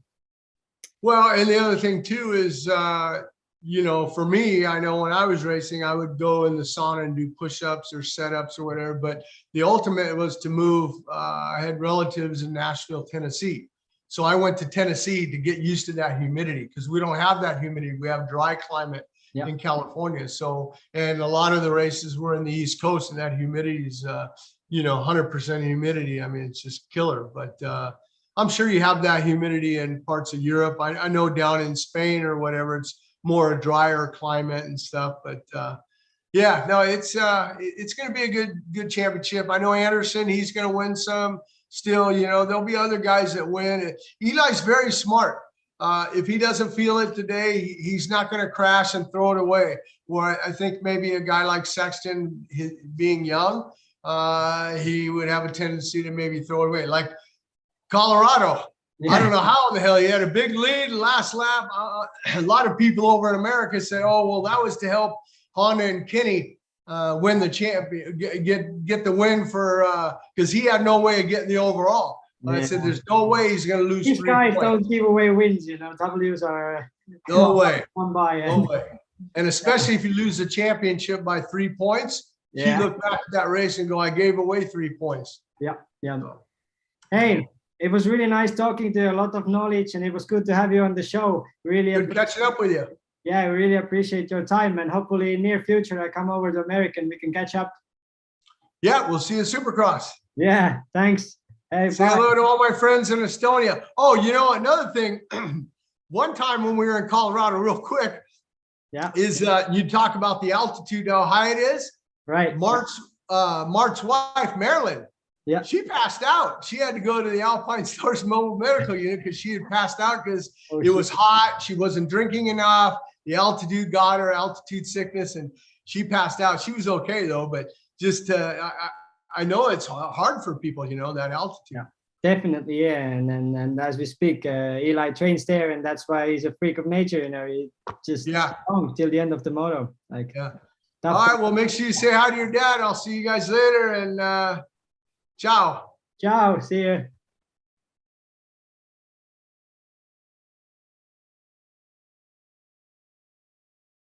Tere tulemast, Tarvo. Tere. Räägime alustuseks natukene sinust, et kuidas sa sinna lombi taha üldse sattusid ja siis loomulikult alustame ka kohe sellest, et läbi ja lõhki motokrossi mees, et kuidas seal kohe need motokrossi kontaktid tekkima hakkasid? Sattusin siia esimest korda 97. aastal, tulin külla oma sõbrale Kuno Tehvale, keda siis täna me teame kõik kui Nõmme Kalju jalgpalliklubi omanikku, ta on mu lapsepõlve sõber. Tulin talle külla lihtsalt siia natukene maad uurima, polnud aastaid teda näinud ja nagu ikka 90-ndate lõpus tegime väikest siukest autoäri ja kõike, mida kannatas Eestisse saata ja tuua, mis iganes niimoodi, et saaks ekstra kopika teenida. Nii see algas. Siis tulin koju, olin kodus vist 9 või 10 kuud ja tulin tagasi ja siia ma jäin. Okei, aga siis, et inimestel natuke asja selgemast teha, sa oled ise ka juba Eestist alates läbi ja lõhki motomaailmaga seotud olnud. Räägi natuke oma mototaustast ka. No ma alustasin nagu kõik minu aasta poisid siin 70, 69, 71 aasta poisid, kõik alustasid ikkagi 50-stest.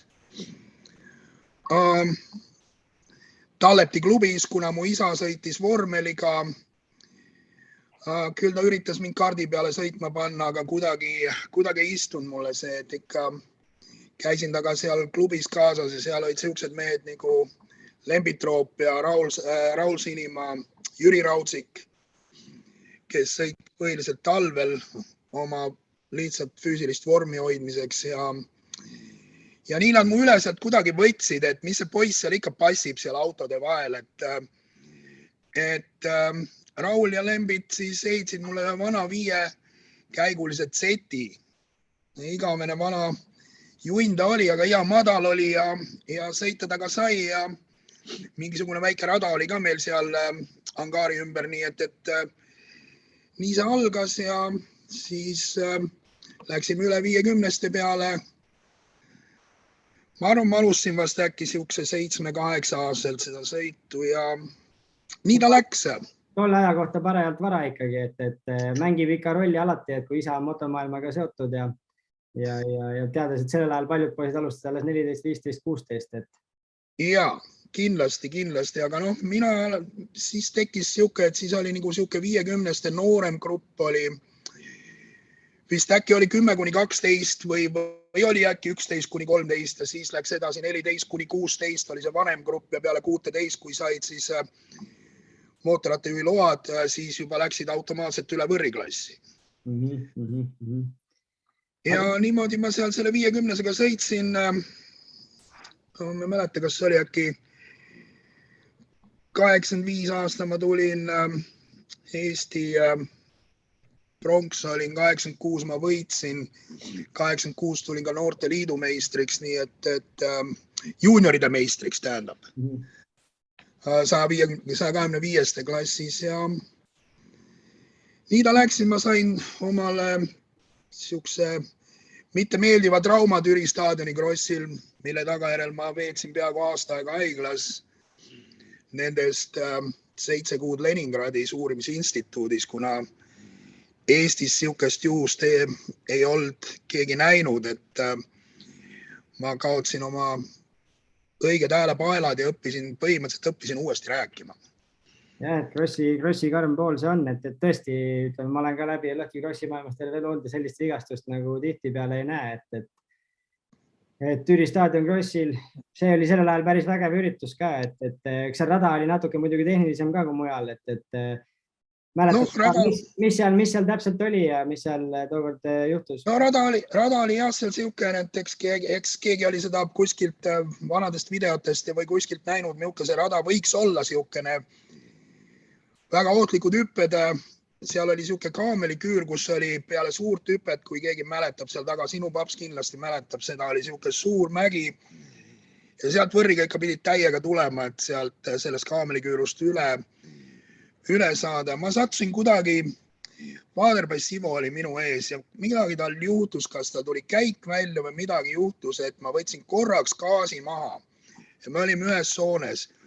Tema läks sealt nagu läbi, sõitis sealt alt läbi ja ma ikkagi üritasin üle hüpata ja ma läksin lihtsalt vasta seda teist seina ja Lenksuga otse kõris. Et sealt mind ära viidi Paide haiglasse ja sealt siis edasi Tallinnasse ja nii see värk läks. Aga sellega ütleme sulle enda selline tõsisem sõitmine siis ikkagi lõppes? Põhimõtteliselt küll ja eks see aeg oli ka juba siukene, et vanus siuke ja praktiliselt aasta aega eemal olla. Tehnika muutus ju, lääne tehnikat tuli peale ja ega polnudki midagi, elu tegi oma korrektuurid, sai Soome tööle mindud ja alustatud iseseisvat elu nagu seal. Muidugi mul vedas, ma sain tööle ühte peresse, kus vanem poiss sõitis võidu, nii et tal oli seal mootorrattaid küll ja küll, nii et ma sain ikkagi sõita 2-3 korda nädalas nendega koos trennis käia, ühe vana Kawasakiga sai seal tõristatud. Et no ja pärast lihtsalt oma lõbuks sai ikka sõidetud. Aga lähme siis selle maiuspala juurde, et kindlasti suur osa meie tänast vestlusest saab olema aeg, kus siis Juss Laansoost nimeline mees tuli Ameerikasse võidu sõitma professionaalselt. Ja sina olid seal ka lähedal ja juures ja sellega seotud, et räägi mulle sellest algusest, et kuidas üldse asi algus sai, kes sinuga ühendust võttis, millal sa esimest korda USA-s Jussi ja ma ei tea, kas tal paps oli ka seal nendega kohtusid, et mäletad sa natuke ja meenutada seda algust, et kuidas see kõik soojenemise idee hakkas? Ja, mäletan täpselt seda. Sõbrad Mart ja Jaan ajal tulid oma peredega mulle külla, ma elasin San Franciscos. Mardil oli kaasas Jimmy kontakt Pekka Vehkose käest saadud, kuna Pekka õde elab, nagu me teame, Roger Degosteeriga koos. Sealt see kontakt tuli ja tulid minu juurde külla päevaks ja Mart seletas jutu lahti, et näed, siuke plaan on meil, et sina oled nagu permanentselt siin, et kas saad kuidagi aidata, teha, siis põhimõtteliselt mina olen esimene inimene, kes Jimile helistas, jättis sõnumi, et siin on siuksed mehed Eestist ja siuksed küsimused ja paluvad kokkusaamist ja nii ta oli, siis Mart ja Jaan rändasid edasi LA poole ja Jim võttis nendega ühendust ja nii see alguse sai ja ega seal palju aega ei olnud, vast äkki 2-3 kuud hiljem või isegi vähem oli Juss juba siin. Ja siis tal oli juba diil olemas ka või tuli ikkagi ennast kõigepealt testima? Ei, ta tuli ikkagi lihtsalt Jimile ennast näitama, kes ta on, mis ta on ja noh, ilmselt Mart oli tal ju peatoetaja tollel ajal, et Mart ostis talle siis tehnika siia ja Jimmy juures sai ta elada seal ühes väikses toakeses ja nii see asi lahti läks, aga Jimile ta hirmsasti meeldis, ta oli jube tööloom ja kindlasti on tänase päevani võtab asju, kõik mis ta ette võtab, teeb ta täiuslikult, et Jimile see tööeetika ja kõik Jussi poolt nagu meeldis, et mis ta tegi ja Jussil suur pluss see, et ta kuulab. Et ta paneb kõik kõrva taha ja kõik, ta on nagu siuke suur nuustik, mis imeb kogu selle vee enda sisse ja ta laseb selle oma peast läbi ja teeb õiged otsuseid. Niimoodi ta kuidagi on arenenud ja ainult õiges suunas ja sellest on ka tulnud need head tulemused. Ja eks kunagi lugesin spordiraamatut ka, siis seal selline mees nagu Kobe Bryant oli öelnud, et sportlane peab olema nagu svamm, mis imeb kõik kasuliku info enda sisse ja siis teeb sellega midagi. Täpselt nii see on. See on väga hea võrdlus selles suhtes. Aga siis ütleme, esimene hooaeg, kui palju sina üldse taga igapäevaselt kokku puutusid või kas sa käisid võistlustel kaasas, et mismoodi see süsteem seal käis?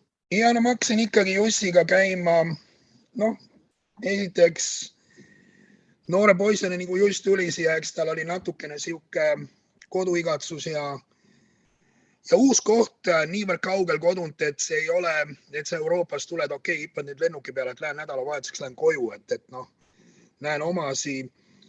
Et ikkagi algas niimoodi, et isegi see esimese poole suve pealt, kui Juss tuli siia, siis ma ikka käisin praktiliselt iga nädalavahetus, läksin LA-sse talle toeks sinna ja see pole tehtud lühike maa, palju sul autosõit oli sinna? No minu juurest on sinna, 5 tundi autosõitu, siuke 400 miili, et edasi-tagasi 800 miili, natukene üle 1000 kilomeetri tuli nädalavahetusega ära, pluss koha peal sõidud, eks, et nii see oli, et neljapäeva õhtu üritasin oma tööasjad kõik kokku klappida, reede vara hommiku minema ja pühapäeval siis lõunast jälle tagasi ja niimoodi need nädalad läksid. Ja järgmine aasta siis Juss sattus motosporditiimi esialgu küll Võrriga sõitma, aga sellest said ilmselt kõik väga ruttu aru, et tema kasvu poiss, et see oli täiesti nonsense, see oli mõttetu selle tsikliga lihtsalt seal raja peal sõita, et Aga tead, miks talle just Võrri diili pakuti, kas 4 poolest? See oli too hetk oli Võrri meeskond. Okay. Ja tegelikult see jäigi Võrri meeskonnaks ja Jussile siis tehti seal siuke erand, et tema oli ainukene 4 poole sõitja. Rookie of the Year on ikkagi USA's väga-väga märkimisväärne saavutus, et ma tean, et sa käisid ja meil on ka sellest tänu sinule pilt sellest üritusest, et sa käisid seal üritusel kaasas, räägi, kuidas need AMA üritused ja kuidas see kogu asi korraldatud oli, et kas tundsite ka, et ta on siis Rookie of the Year ja nagu ütleme ikkagi sealpool lompistaar? Ja, seda kindlasti ja tulemused rääkisid oma, et ikkagi etapi 5. koht ja ülejäänud etapid ka. Küll tuli see väike trauma sinna vahele tal jalaga, aga see ei määranud, ta oli väga stabiilne ja ikkagi pildis top 10. Ja tänu selle, ega seda Rookie of the Year tiitlit niisama ei anta, et sa nüüd tegid ühe sõidu ägedalt ja siis okei. Aga see üritus toimus Las Vegases, seal on siis kogu AMA koos, ütleme alustades siis ringrajameestest, enduromehed, krossimehed, ükskõik mis mootorrattaala siis kuulub AMA-l. See on siuke üks suur gala ja seal kõik said siis autasud kätte, kes tuli tšempioniks, kes 2., 3., kes oli Rookie of the Year, mis iganes treenerid. kõik muu, kes seal mingisuguse autasu oli välja teeninud, see toimus ühes kohas kõik. Igal juhul vägev ja siia me pilte lisame kindlasti podcasti ka sellest üritusest, mis sa meile saatsid. Aga Jussi USA aega nagu lõpu koomale tõmmates, et räägi mõned ägedamad lood ka, et ma tean, et sellel ajal ja Motokrossi, et mehed ikkagi Eestist tulid AMA-sse, teevad mingisuguseid tegusi, sõidavad lausa top 5, on ju, et kindlasti neid lugusid me võiksime jääda siia tundideks rääkima, aga mõned ägedamad ma olen sult ju kuulnud ka, kui me siin põhimõtteliselt igapäevaselt suhtleme, et räägi mõni lugu vaatajatele ka.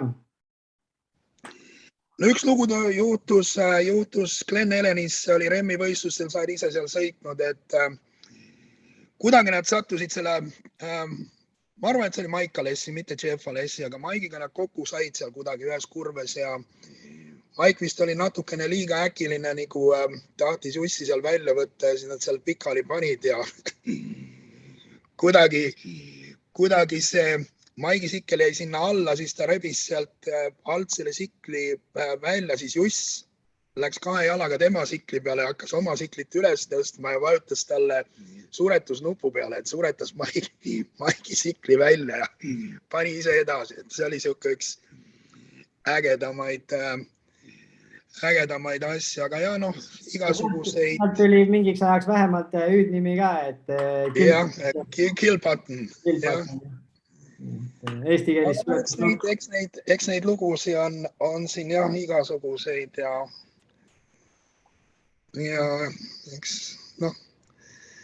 eks nad on minuga ka nalja teinud, seal ükskord olime Southwickis, seal oli hirmus eestlaste fänklubi koos ja olime ka õhtusöögil olime ja see oli mis ta oligi seal juuni lõpus oli ta vist too aeg ja mul on nagu oktoobris sünnipäev, siis seal olid kõik põhimõtteliselt need võidusõitjad olid koos ja siis nad Jimiga tellisid mulle siukse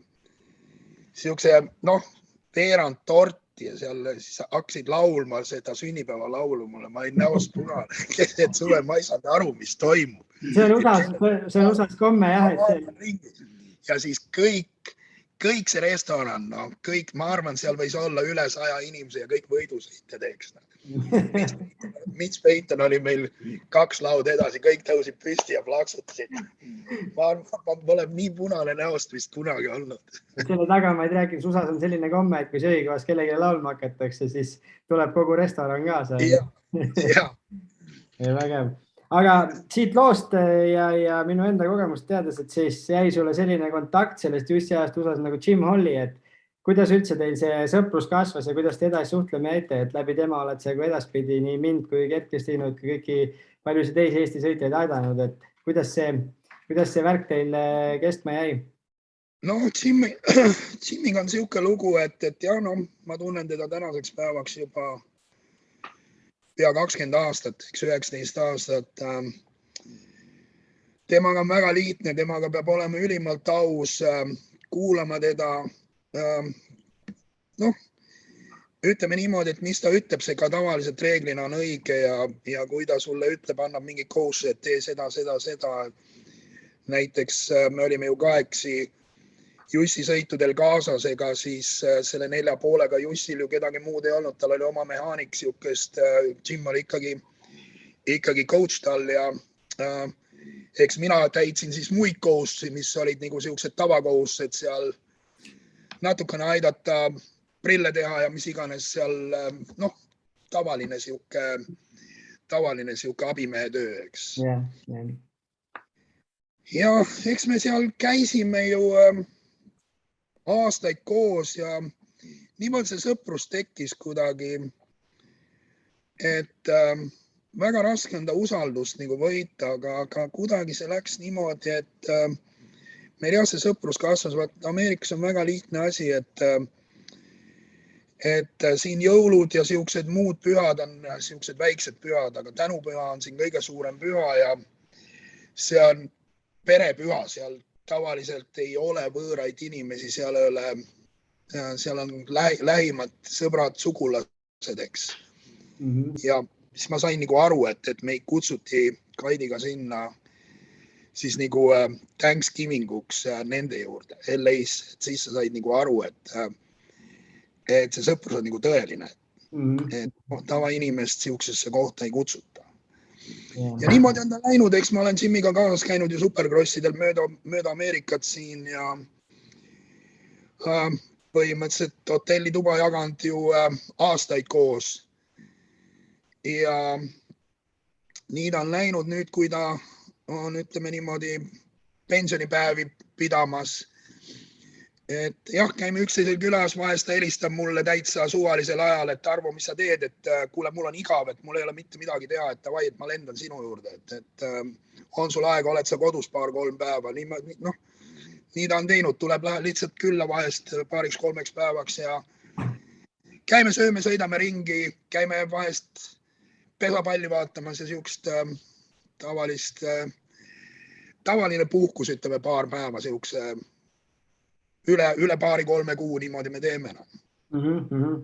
Aga ütleme, mis sealt võib-olla veel edasi arendada, et kui palju, ütleme, Jussist me veel räägime kindlasti, aga et kui palju nagu sellel ajal juba tundsid sina ka, nagu ütleme, see krossi maailmas ringi liikudes, et kui see superkross, et kui see polnud sellisel tasemel nagu välikross, et kas see segas siis juba palju, oli see takistuseks ja täna on see kindlasti rohkem takistuseks, et kuidas see sellel ajal oli?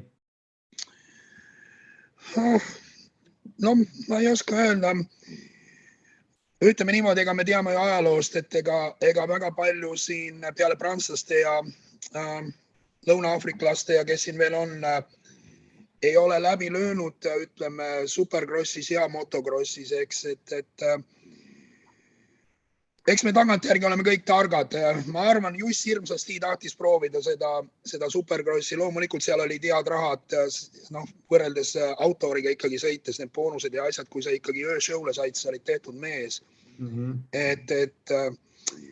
Aga ma arvan, et kogemusest jäi lihtsalt puudu ja sellest tekkisid nõmedad traumad, nagu tal tekkis see randmetrauma. Ja põhimõtteliselt, nii kahju, kui see ka ei ole, aga ilmselt see jäi teda vaevama ja sellega sai ka, ma arvan, et põhimõtteliselt läbi tema Ameerika karjäär siin, et kuna seda ei saanud nii hästi korda ja siin tollel ajal oli see tase ikka mitte halvem kui praegu.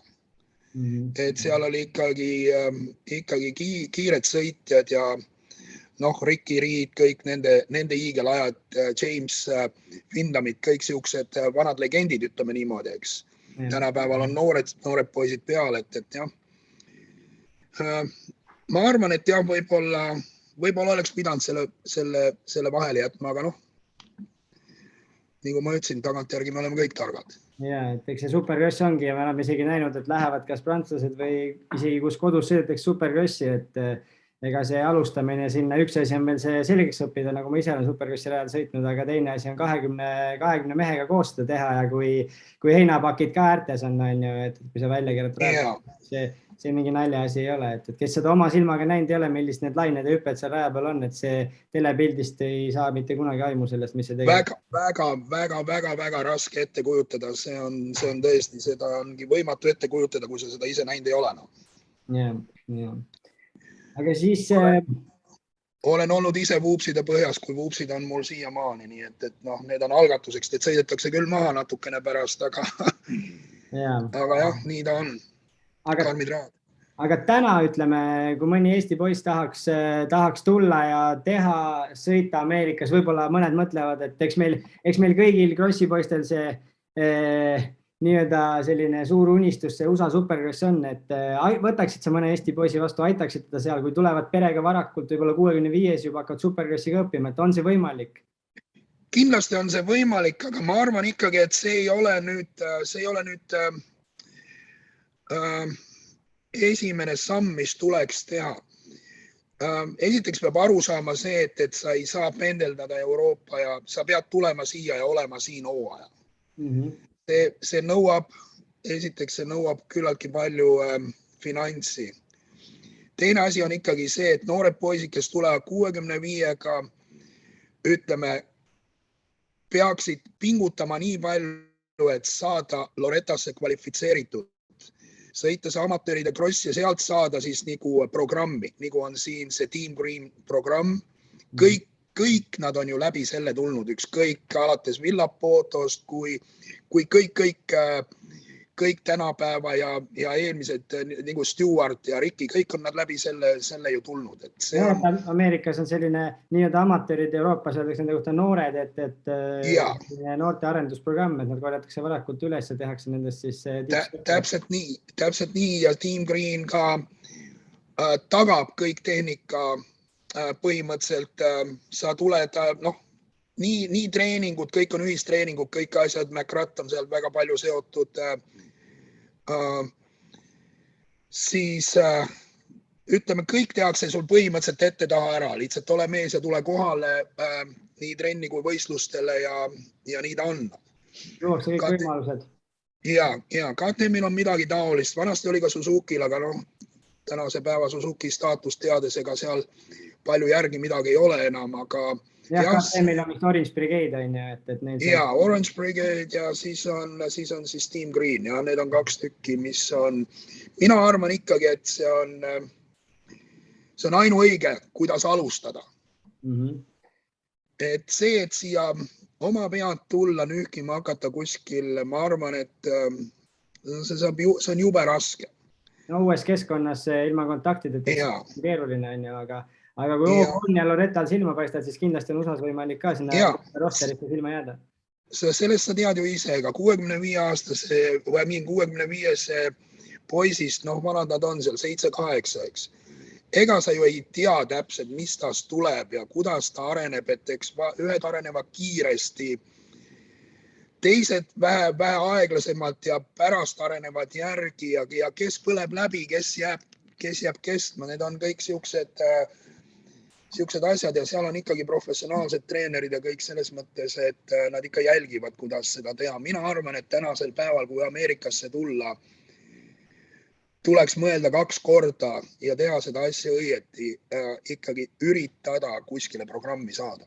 Aga ütleme, sulle helistatakse täna, aitaksid sa mõnel noorel vähemalt, ütleme, selle plaani paika panna, kus elada, mida teha, kas võib-olla isegi keegi treeneriks, et kindlasti muidugi aitaks, see on ju, sa ei tea, et ma olen ju paadunud fänn selles mõttes, et sina ja Gert, te olete ju mõlevad minu poisid eluaeg olnud, et nüüd on mul Lukas ka siin 2 aastat, aitan teda nii palju kui võimalik. Ja eks me Aigariga oleme ka rääkinud palju sellest Loretast ja Aigar on ju ise siin käinud, nii et eks ta teab, mis siin ees ootab, aga jah, võib-olla tõesti alustada ikkagi Euroopast selle vähemalt kuni 125-seni. Kas või? Aga siis juba hilja supercrossiga alustada ei ole, kui ütleme. Kindlasti tuleks leida väljund, kas siis Prantsusmaal või kuskil käia ikkagi kellegi all seda sõita, nii et sa hoiad nagu mõlevad seda rauda soojas. Ma ise enda peaga olen ka mõelnud, ütleme, et ilmselt kui mõnel noorel või mingisugusel, ütleme, vanematel koos mingi unistus on ikkagi, et sealpool läbi lüüa, eks see, ma arvan isegi mitte pendeldada, vaid üleüldiselt tuleks täitsa üle kolida, et ega sa ei saagi käia, et kui sa ikkagi tahad seal seda karjääri teha, siis sa peadki sinna kolima ja jää. Ja see on ju täiesti tehtav, täpselt nagu Juss tuli, tal tuli ka ju, ta tuli tööviisa, taotles endal ja nii ta on, et kui sa sinna support-tiimi saad, ega seal on inimesed, kes teevad sul paberid ja kõik ajavad need korda, need asjad, nii et tänasel päeval see ei ole mitte mingisugune raketiteadus. Ja lisaks on ju Ameerikas olemas veel treeningkeskused erinevad, kus on treenerid, jõusaalid, 3, 4, 5 erinevat rada ja selles mõttes. No üks asi, mis on muidugi siin on ideaalne, on see, et ikkagi siin see kliima on niivõrd hea ja radu on metsikult. Rajad ei maksa mitte midagi, et saad käia eraradade peal, kui tunned kedagi, täiesti lahtised rajad on, kus maksad, ma ei tea, $5 äkki ja kütapäev läbi seal. Et valikuvõimalus on siin meeletu. Jah, et ma olen ise seal laagris käinud ja ütleme, et ükskõik oled sa idarannikul, läänerannikul, et seda võimalust teha ja sõita on seal küll ja veel, et... Okei, aga ütleme, need USA lood on meil nüüd räägitud, et Räägi, mis su roll täna on? Ma tean, et sa oled sellel aastal Kepal, me oleme temaga juba see aasta podcasti teinud ka, et sa oled päris tihedalt tema programmiga seotud, et mis su roll seal tiimis on ja sealtpoolt lompi seda teed, et mis sa sellest tagasi saad, et kas teedki lihtsalt oled paadunud fänn ja emotsioon on see, mis paneb tegema? No emotsioon ikkagi jah, ega see, et mina siit, see mulle ei anna ju mitte midagi, et minu logo on seal selle mootorratta peal, aga jah, sai kuidagi, no on oldud ju aastaid, ma ütlen nii sinuga kui Gerdiga on ju koos oldud, et eks me ju teame, mis stiilid meil kõigil on olnud ja temal eriti ja see Saksamaa diil oli niivõrd mõttetu diil, mida nad pakkusid talle selleks aastaks, et see oleks rumalus tema klassi ja tema vanuse ja kogemuste juures vastu võtta olnud. See oli täielik nonsense. See oli nagu, jah. Ja eks siis polnudki midagi, eks me jäime hiljaks, ma arvan, selle ettevalmistusega, aga kuna see vastus või see pakkumine sealt Saksamaa poolt tuli ka niivõrd hilja, see tuli ju enne jõule praktiliselt, et ega siis polnudki midagi, panime plaani kokku, mina soetasin mootorrattad, Juss tuli seal samamoodi väga suure panusega appi, kuna me saime rentida käes 2 mootorratast, üks oli vaja välja osta ja nii ta läinud on, et varustuse ja muu asja poolest samamoodi ma sain siit ikkagi võrreldes Euroopa hindade ja asjadega ma sain need asjad ikkagi kordades odavamalt ja et nii see diil kokku sai.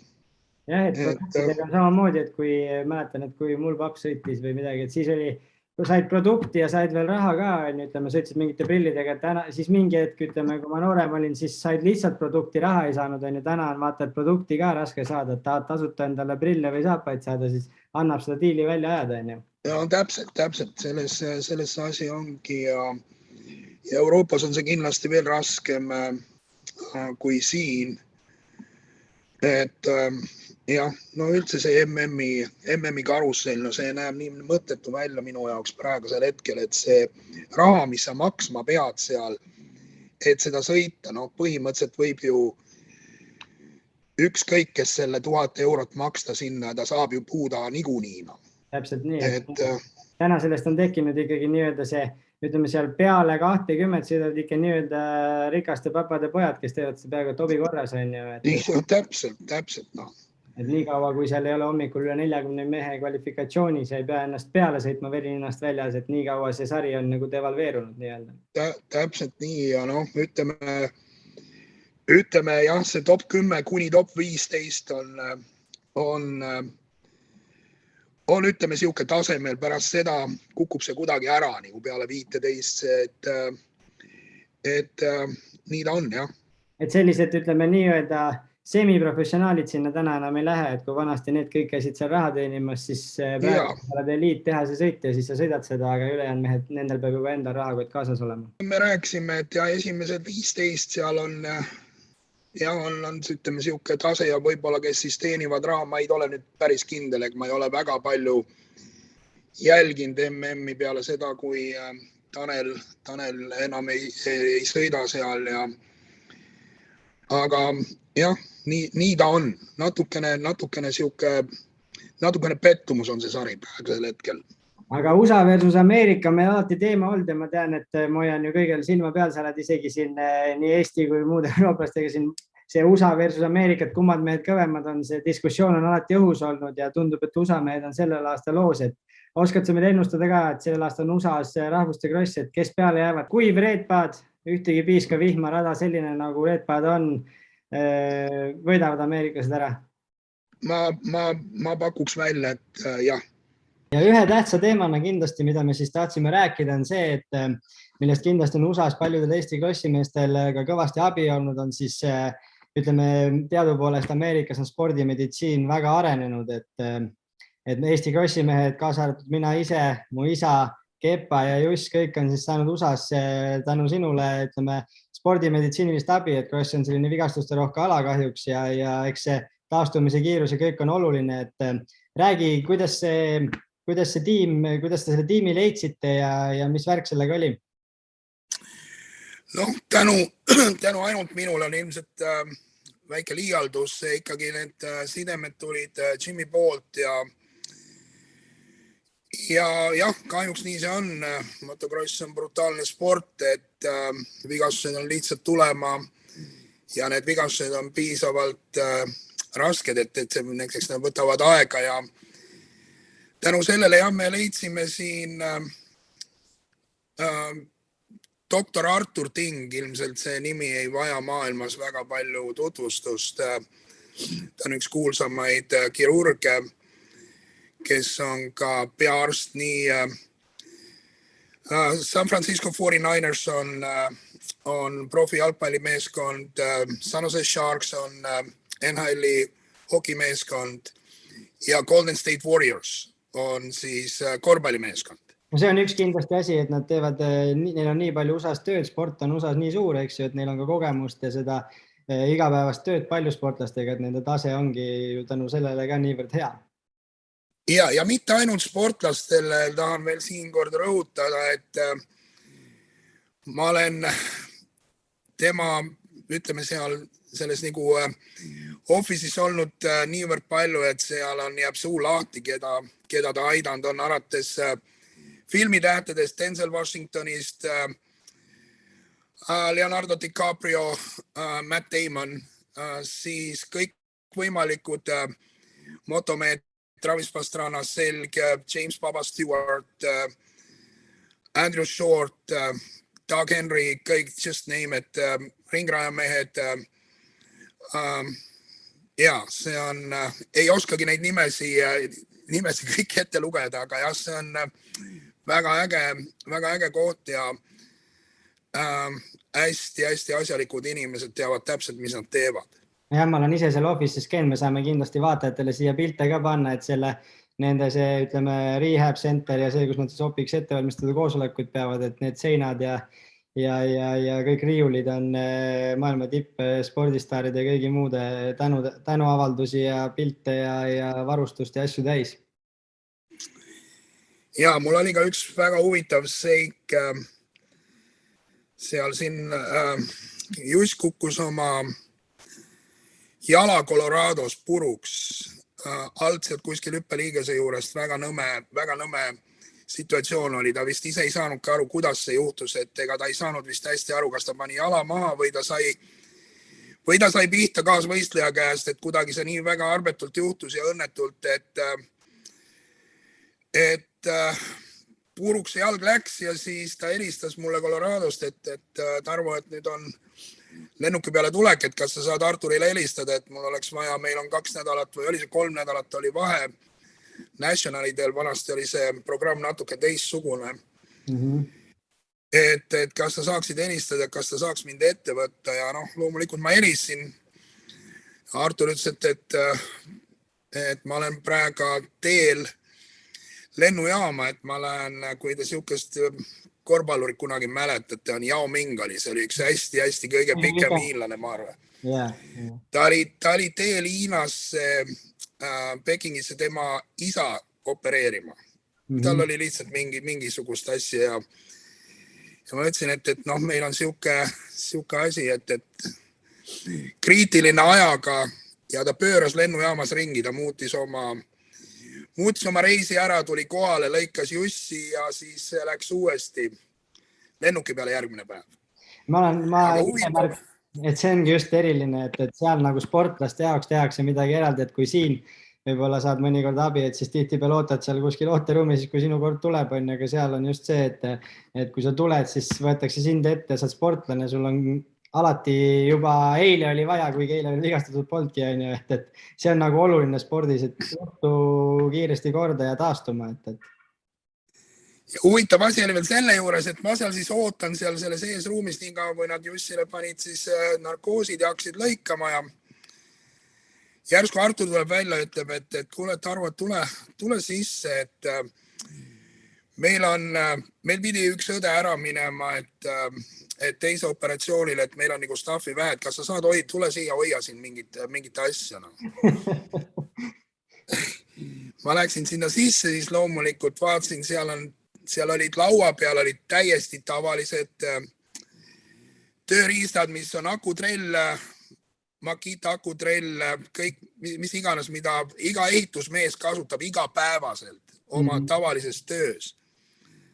Ja eks nad loomulikult tahtsid siis mängida väikse nalja minuga, et kuule, et tead, et mul on nüüd, et ma olen nii väsinud, et ma hoian seda lina ise siin, et ole meheks, et lase need 2 auku ära sinna jalga. Kandis mulle selle trelli kätte.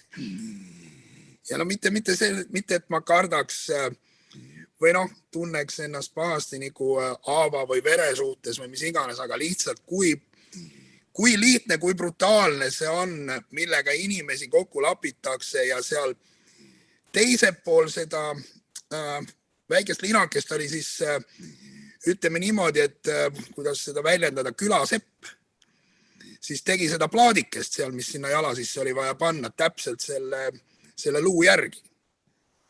Et mitte midagi nagu letist ei võetud, et tehti täpselt koopia, täpselt nii nagu vaja oli. Loomulikult ma neid auke ei lastud, sellepärast mul hakkas ikka süda pahaks minema ja läksin sealt välja, aga pärast aastaid hiljem ma mäletan, Juss rääkis, et kui ta läks doktor Ants Kassi juurde Tallinnas seda plaati välja võtma, siis esiteks olid seal teised kruvid sees, nii et nad lõikasid küll Jussi lahti seal selle laua peal ja siis tuli välja, et neil ei ole võtit. Siis keegi tema jüngritest pidi ilmselt jooksma, siis oli jooksnud siis ehitusmaterjalide poodi, toonud teise nagu selle kruvi otsa, nagu kruvikeera otsa, et need kruvid välja saada. Ja siis Ants oligi talle öelnud niimoodi, et seda plaati, et see on nii professionaalselt tehtud, et see läheb nagu klaasi taha näitusele. Küsis endale. Jah, et see tase tõesti on siin võimas, nagu sa enda pealtki tead, siukse traumaga siia tulla, et sul see trauma juhtus küll Eestis, aga ikkagi siia tulla ja ravitud saada, see on suur asi. Absoluutselt, Eestis öeldi mulle, et mul läheb kogu asjaga 4 aastat aega, 4 aasta jooksul 4 oppi. Ütlesid, et võib-olla maksimaalselt saaks teha 2 aasta jooksul 4 oppi, ütleme nii, et iga poole aasta tagant 1-2 aastases siis. Ja siis ütleme niimoodi öeldi, et selle käe ja õlaga enam moosipulki kapi otsa ei pane, et ta jääb pigem nagu alla lödiks. Saatsime siis pildid ja asjad sinna üle ja nagu sa mäletad, siis öeldi, et teeme 1 opiga ja poole aasta pärast oled tsikli sellest tagasi. Päris pool aastat läks kauem, läks 8 kuud, aga 8 kuud vist läks, kui ma mäletan, jah. Jah, et 8 kuud ja ikkagi tsikli sellest tagasi, et see on ikkagi või ebareaalne, mis seal tehakse, et siiamaani, kui ma siin füsios või kuskil käinud olen või näidanud kellegile neid pabereid, mis seal tehti, siis kõik võtavad selle aja, et need 2 A4 seda opi raportit läbi lugeda ja ütleme nii, et suud vajuvad ammuli, et seal see tase on kõva. Ja täpselt oli Gerdiga sama lugu, kui ta noores peas kukkus omal selle trauma, et see õlalihas hakkas tal kärbuma. Laial Mart palus siin, et ma teeksin siukest uurimistööd, et käisin siin Stanfordis ja igal pool siin arstide juures tema seda haiguslugu näitamas ja keegi ei suutnud nagu mitte midagi konkreetset öelda, kuna see oli närvide kahjustus ja nagu me teame, neid närve on praktiliselt võimatu kokku panna, eks oli vaja leida alternatiiv. Ja samamoodi juhtus tegelikult Gert oli esimene patsient, kes doktor Tingi juurde sattus, kuna me olime treeninglaagris, olime LA-s, 3 olime raja ääres, mina, Juss ja Gert. Juss ei sõitnud siis, tal oli vaba päev. Gert kukkus nii õnnetult, kukkus selle sama õla välja. Mis oli juba lapitud, on ju? Ei, seda ei olnud puudutud siis. Okay. Ta kukkus selle LA-s välja ja kuna sellele traumale sai see õlg veel rohkem vigastatud, siis me tõimegi ta siia Arturi juurde ja seal siis tema tegi selle operatsiooni. See operatsioon oli niivõrd lihtne, kuidas ta tehti, ta lihtsalt puuriti augud sisse õlavarde ja pandi täiesti tavalise kapronööriga kinni. täiesti, tal on siiamaani sees need nöörid ja need hoiavad tema õlga koos, et see oli nagu võrkkiigele sõlme peale tegemine lihtsalt, see samane kapron nöör ja see on tänapäevani ja see on ta siiamaani kord, sellega ta õppis elama ja sõitma ja see on siiamaani seal ja ütleme niimoodi, et on hakkama saanud ilma selle närvide taastumiseta. Ja, et eks see ongi, kui närved endal ka, mul päris niimoodi kärbunud ei ole, aga ütleme, õlanärv samamoodi sai vigastada, tagant delta siiamaani on tühi lohk, see, kus peaks lihas olema, on ju, et see on keeruline, aga eks muud lihased kompenseerivad ja eks sellega kuidagi moodi saab hakkama. Aga jah, et võib-olla millest veel rääkida, see ongi uskumatu, eks ju, et kui seal need professionaalne tiim teeb, et minul samamoodi, et kui ma opil käisin, isa kutsuti lõpus juba opi tuppa, on ju, pärast saadeti opi ajalt pilte, mida me saame siia lisada ka, võib-olla peame väikse ristikse nurka panema, et inimesed, kes nõrga närvisüsteemiga on, ei vaata, aga see on nagu huvitav, et justkui nagu see asi on nii, ütleme, VIP ja professionaalne, aga samas need doktorid ongi nii sõbrad, on ju, tänu sinu ja Jimmy kontaktile, et umbes öeldakse, et kuule, tule vaata, et mis opitoas toimub, on ju, pannakse õiged riided selga ja saad minna vaatama, et see on nagu ebareaalne, et kui mina läksin, see samamoodi, et pühapäeva hommikul ja haigla oli täiesti tühi, ainult 15 inimest minu jaoks, üks tuba tehti lahti ja algul vaatasime isaga, et kuhu me sattusime, et ühtegi autot, mitte midagi pole, et haigla on pime ja järsku läks kõik tuled põlema ja võeti vastu. Sama oli ju sinu isaga, kui me kahekesi olime veteranide MM-il, olime Glen Helenis ja ka oli siuke porine rada ja ma ei tea kas ka õnnetult ta pani selle jala kuidagi maha sinna, see põlv läks tal välja ja seal oli tal vist see raud ka sees, et ega see raud ise tagasi ei paindu, et see on... Seal oligi vist see, et eks ta on vaata vanusega lühemaks kalenderid oli vanasti vist juba Vene ajast on see raud, kui ta kunagi jalaluu katki oli sees ja nüüd ta oli põlve selle munaka all pingesse läinud ja kui ta seal hüppest maa tulles jala maha pani, siis see põhimõtteliselt, mis juhtus, oli see, et see raud lükkas alt selle kogu munaka nagu laiali. Ja siis oligi, mina veel vaatan, et kõik esimene sõit, kõik läks ju jube hästi ja tulemus oli ju täielikult, poodium oli meil põhimõtteliselt käes seal. Ja siis järsku vaatan, et kuramused valdurit ei tule, et mis jama see on, et kuskil nagu ei ole näha ka midagi, lipp ei ole kuskil, mitte midagi ei ole, et nagu keegi oleks kukkunud või... Ja siis ma nägin, kui ta tuli nagu alla mäest, veereselt alla, jalg oli täiesti viltu.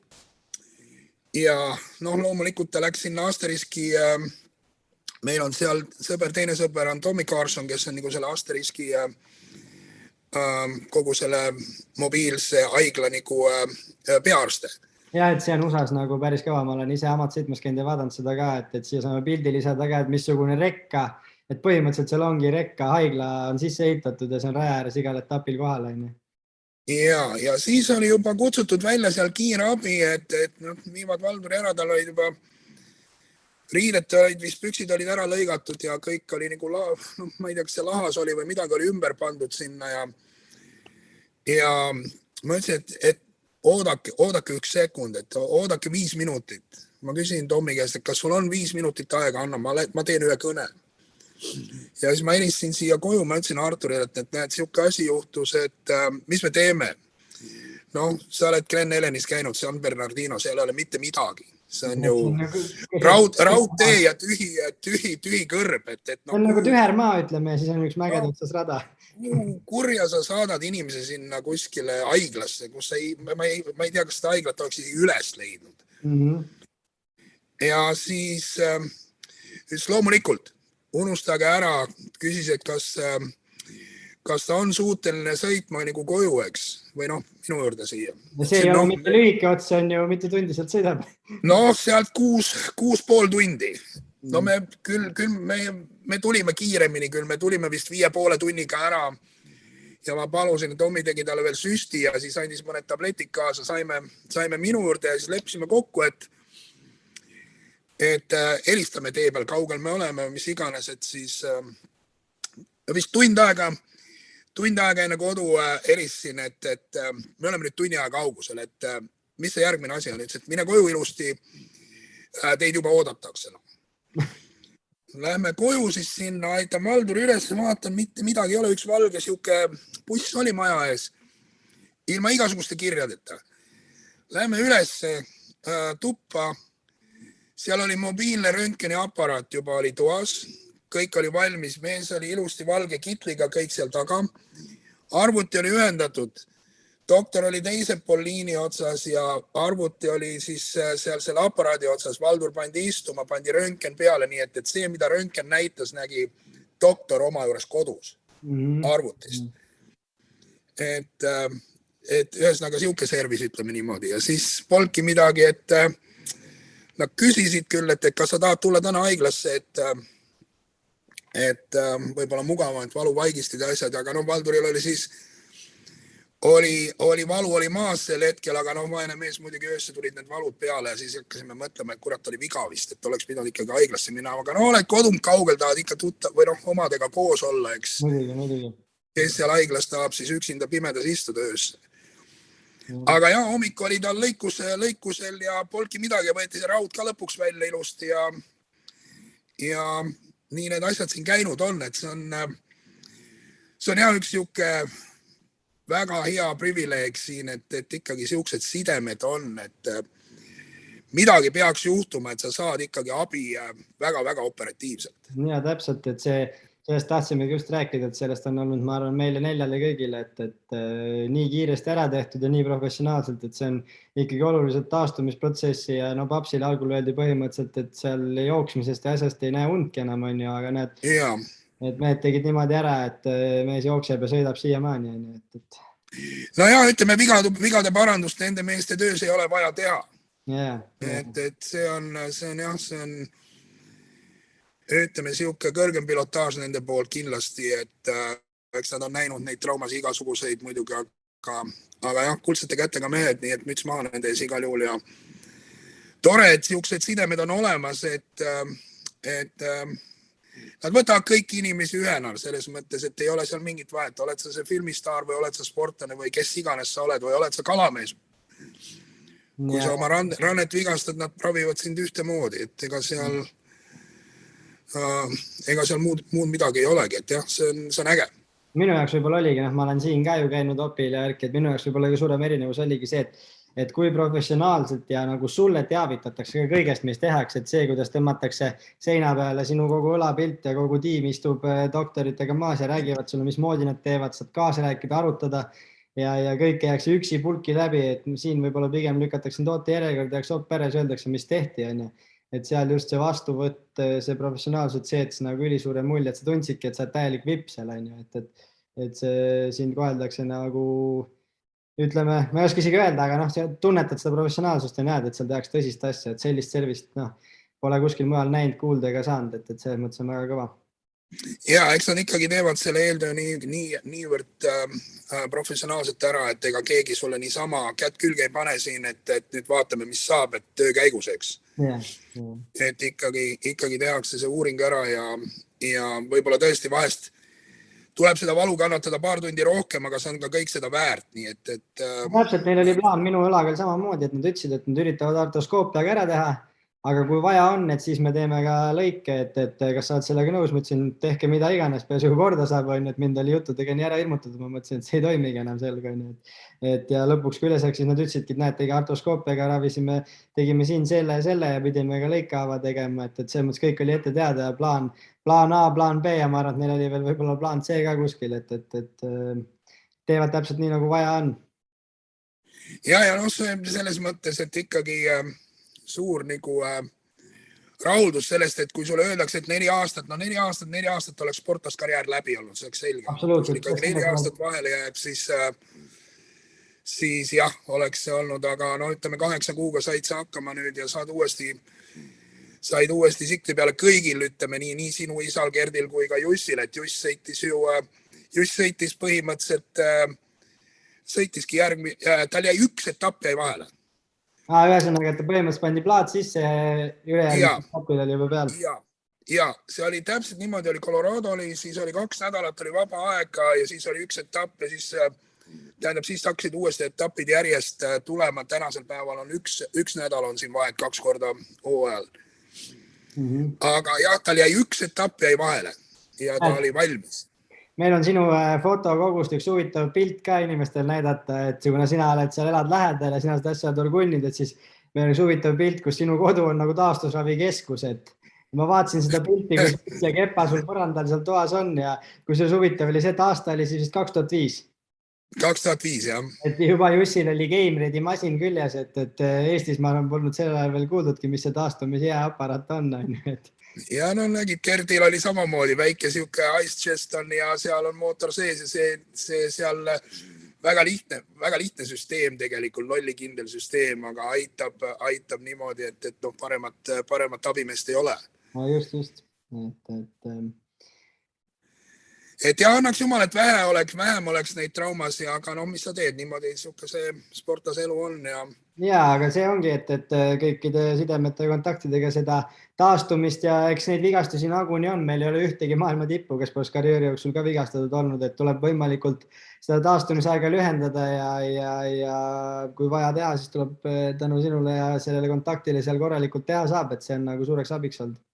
Ja, loomulikult ja alati aitame, kui võimalik on ja nii ta on. Selge, aga siis võtame selle saate nüüd kokku, et siin sai räägitud nii üht kui teist ja kindlasti vaatajatele ägedat informatsiooni, et mis seal toimunud on ja tänud sulle saatesse tulemast. Aitäh kutsumast, väga tore oli.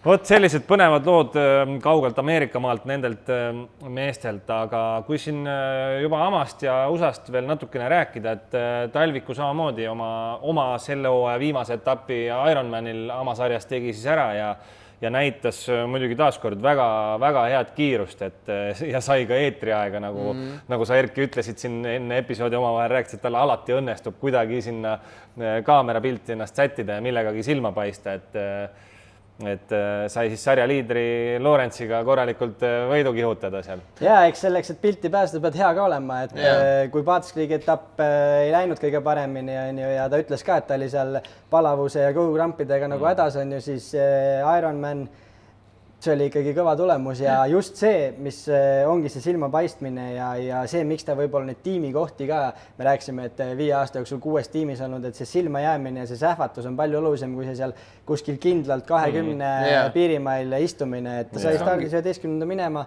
Jet Lawrence'iga koos pildis. Ma võin kihla vedada, et praegu mingisugused USA ajakirjanikud, kommentaatorid, managerid tegid mingisugused notes'id üles, et see mees on olemas. Tegelikult on tulnud ikka päris palju järelkaja ka, erinevad podcastid ikkagi räägivad Talvikust ja räägivad sellest samast teisest sõidust, et ikkagi on pildis ja järelkaja on päris palju. See oli jah seal see huvitav paralleel, see sama klipp, mis on siin ringlenud, kuidas ta seal Lawrence'iga võidu sõitis, kuidas kommentaatorid siis ütlesid, et üks ütles, et huvitav, kas Talviku ise teab ka, kes ta selja taga praegu on, et keda ta seal nii-öelda kinni hoiab või võidu sõidab. Ja teine kommentaator ütles, aga ma arvan, et Lawrence üldse ei tea, kes see Talvikugi on. Aga seda oli hea näha, et ta nagu, ja ma arvan, et see on tal alati olnud, isegi kui ma 1 aasta siin läksin uuesti MX2 sõitma, et tal seda võitlusvaim on nagu kõvasti, et ei ole vahet, kes sul selja taga on, ta neid nimesi... Heas mõttes ükskõik. Ja nimesi ei loe ja ümberringi ei vaata, peegleid ei vaja. Ta sõidabki võidu ja ma vaatasin, et tal, meil käis saates ka just tal see abiline Karl saate, et ta kirjutas ka oma postisse, et äge on näha, et tal seda võitlustuhhi ja sellist nagu sisu on. Vahet ei ole, sa oled 11 või 21, sa pead kogu aeg või oled 1, sa pead kogu aeg Motokrossis olema nagu isuga sõitma, et sealt tuleb see kiire hoog. Ja siinkohal saame ära mainida ka, et Eesti nii-öelda rahvuskoondis rahvustekrossiks sai ju paika, et Talviku on ka see aasta jälle koondises sees ja see, et ta sai nüüd USAs käia, neid radu, seda tempot, seda kliimat ja kõike, mis seal on nagu kogeda juba, see on, ma arvan, ikkagi päris hea eelis enne rahvustekrossi. Raja ettevalmistus puhtalt, et eelmine kord, kui Redpadis rahvustekrossi oli, siis veeti sinna liiva ja tehti mingisugune Euroopa ettevalmistus, aga ma usun, et seekord võib-olla või tahaks loota, et jäetakse ikkagi selline USA maik, et kui me USA-sse rahvustekrossi lähme sõitma, et siis võiks ikka USA rada olla. Et ma usun, et Talvikule seal kindlasti tuleb abiks, et Redpad on väga äge rada ja ma usun, et see raja prep usakatel õnnestub ka hästi. Nagu ka Puru ainult ütles, et sügisene aeg, et ilma taat võib vingerbussi mängida ja kõike võib juhtuda. Chicago see ala seal on, et see on niisugune sügisel juba kahtlane ja see ilm on heitlik. Aga kes siis meie viimast episoodi Jürgen Mattisega ei ole veel vaadanud, siis kindlasti vaadake seda, et eelmine 7. episood me temaga siis kõne tegime sinna USA-sse ja väga palju seda just seda olustikku ja kogemusta sealt jagas, et ma arvan, väga hea koht, kus natuke seda maitset saada, mis mees seal nii-öelda läbi elas. Aga millest vaata, et tegelikult oleks võinud isegi episoodi alustada, aga me läksime sellises sujuvas kronoloogilises järjekorras. Lukas Leok. No ma nüüd ei teagi, mina tahaks ikkagi öelda juunioride maailmameister, et kuigi seal see nimetus on niimoodi, et nagu World Championships ja siis on World Cup, et noh, ma ei tea, mis nad sellega taotlevad, aga kord nimetatakse maailma karikavõitjaks, kord maailmameistriks, mina ütleksin ikkagi maailmameister, me oleme harjunud seda juunioride maailmameistri võistlust ametlik filmisari. Ma ei saa ka sellest aru, et miks on vaja mingisugune, kas see on mingi vanuse teema või miks peab olema mingi maailma karikavõitja, see on ju segadust tekitav, et kui seal tulevad üle maailma parimad 65 mehed kokku, siis paneme, et see on maailmameistri võistlused, mis me hakkame nagu... Nimetame meie seda MM-iks. Absoluutselt, meie jaoks... Juunioride maailmameister, palju õnne Lukasele, tervele tiimile, super töö, me näeme kõik kõrvalt, kuidas te seda asja ajate ja teete, et no tõesti, nagu Aigar ise ütles, ta on üliõnnelik ja näeb, et kõik see, mille nimel tööd tehakse, kõik need pingutused, kõik need jagelemised ja vaidlused Lukasega, et kõik need tasuvad ennast ära. Täpselt, mulle just meeldis ka see Aigari kommentaar, mis selleks nii-öelda vaja ongi see, noh, tegelikult kogu see pakett on ja kõik asjad kokku, aga just alustas sellest, et seda tahet, et nagu ikkagi tänapäeval noorel inimesel, kellel on tegelikult nii palju distractioneid igal pool, on nii palju tahet, et seda tööd teha iga päev just selle võidu nimel, see on nagu ülikihvt ja noh, näha on, et ikkagi Lukas on peajagu üle täna ja see töö kõik tasub ära ja noh, tegelikult jah, kogu see pakett kokku, et see tiim, see perekond, see meeskond, kõik, kes seda asja toetab ja et kui sa tahadki ikkagi nagu seda tipptasemel teha, siis see peab olema nii, et sul nagu kogu süsteem töötab selle suunas. See on ikka mega eelis ja noh, ei taha muidugi nagu öelda, et teistel kuidagi oleks see raskem, aga selles mõttes see on ikka super eelis, et Aigar ise on selle tee läbi käinud. Ja värskelt läbi käinud, see ajastus pole muutunud selles mõttes nii palju. Ta on ka öelnud, et mis ta nagu tagantjärgi näeb, et mis temal võib-olla puudu jäi, siis just see noorena süstemaatiliselt treenimine ja toitumine, mida ta kõik nüüd saab nüüd Lukase peal siis ideaalselt ja perfektselt läbi teha. Ja nagu seal intervjuus ütles ka, et äge on nagu näha, et öelda, et Aiks nagu avas seda ka, et see ei ole alati nagu roosiline see trennipäev on. Ta ütleski, et me jageleme raja ääres vahepeal ja eks treenerina vaidlete, et eks treenerina peabki nagu selles mõttes õigel hetkel teadma, millal oma sportlast suruda ja millal järgi anda. Ja ma arvan, et Aiks nagu vähemalt kõrvalt, ma ei ole seda väga lähedalt nagu ise näinud, aga mulle tundub, et ta nagu väga nagu mõistlikult seda asja võtab ja metoodiliselt läheneb, et pigem nagu sellist jõu ja meeta... Ei, ta on öelnud ka, ma olen vaadanud seda Lukasest tehtud pooletunnine dok nii-öelda. Seal ta ka rääkis seda väga hästi, kuidas asi tuleb teha mänguliseks ka, nagu noortel ikka on, et kui see oli siis nüüd mitte see suvi, vaid ilmselt eelmine aasta, kui oli Pärnus Eestikate etapp, siis finišihüpet Lukas üle ei hüpanud, kuigi trennis oli kogu aeg hüpanud. Sõituda ei hüpanud üle ja kui Aigar küsis ka, et nagu miks, siis Lukas ütles, see oli lihtsalt nii aukus, et ei julge või et tead, käed on võib-olla väsinud ja aukudega ei julge niimoodi selle hooga peale minna ja siis Aigar ütleski, et siis tuleb teha trenni jõudu, et saada tugevamaks, et ei kardaks neid auke ja hüppaksid selle hüppe üle ja siis nädal aega tegi füssi. Järgmine nädalavahetus oli Tihemetsas noorte karikavõistluse etapp, seal võitis mõlemad sõidud ära, Aigaril kohe hea öelda, näed, sellepärast, et sa nädal aega tegid nüüd siin füssi, sellepärast sa võitsidki ja pärast seda pidi olema nüüd päris keeruline, et tuleb ainult pidurdada poissi. See peabki nagu noore selles ajus suutma ikkagi mingi kliki, et vaata üks asi, et sa räägid talle, aga teine asi, et ta saab reaalselt nagu aru, et okei, tänu selle, et ma tegin, ma ei tea, kere lihaseid. Et sa näed seda tulemust nii-öelda. Ja ma panin kõigile ära. Mida nooremad sa selle saad, et näed, ma teen tööd, tuleb tulemus ja sa saad selle enda näol selle kogemuse kätte, et näed, tuligi tulemus, seda rohkem sa tahad järgmine kord pingutada. Ja see nagu ülejäänud eluks on sulle nagu nii kasulik, et loomulikult sa ei tee motokrossi terve elu, pärast motokrossi karjääri ka sul see mentality on nagu eluks nii oluline. Üleüldiselt sport annab nagu inimestele sellist tahtejõudu ja sellist pushimise tahet nagu igas asjas, mida nad elus pärast. Ja eriti just ongi vaatad nagu üldiselt tänapäeva noori, siis ma arvan, et see on veel eriti oluline, et kus on nagu sellest. Aga Lukas ja tema tiim, teda tahaks ka kindlasti saatesse kutsuda. Oleme ka kutsunud, Aiks ütles, et tahab oma asja rahulikult teha, aga ma arvan, et kui õige hetk käes on, siis kindlasti nad ka tulevad. Mingil määral, ma arvan, selle juunioride MM-ile oli siin see fookus pandud ja sai see üks eesmärk täidetud, et äkki talvel, kui on rahulikum periood ka, aga jah, mis Lukast veel ma tahan öelda on see, et mulle hullult meeldib, kuidas nagu mees on ise nagu siuke luus ja nagu õnnelik ja raja peal, üldse raja ümber ja kui võistlused on, näha on, et ta lihtsalt naudib ja tunneb rõõmu sellest asjast, et see on nagu, ma arvan, ka ülioluline, et sa ikkagi teed seda nagu täiega fun'iga juba noorena, isegi kui sa nii palju tööd sinna paned, et see on. No võitmine on alati fun, et eks kui sa seal üle oled, siis ongi nagu seda asja on äge ja nauditav teha, et motocross sõit on samamoodi, kui sa oled füüsiliselt hästi ettevalmistatud, tsikkel on hea ja siis see motocross ongi fun, et kui sa seal kuidagi ütleme raskustes ja ei tule välja hästi, siis on see raske, on ju. Aga ma tema sõidust ka näengi nagu seda, et see on selline mõnus, puhas ja kõik nagu sobib.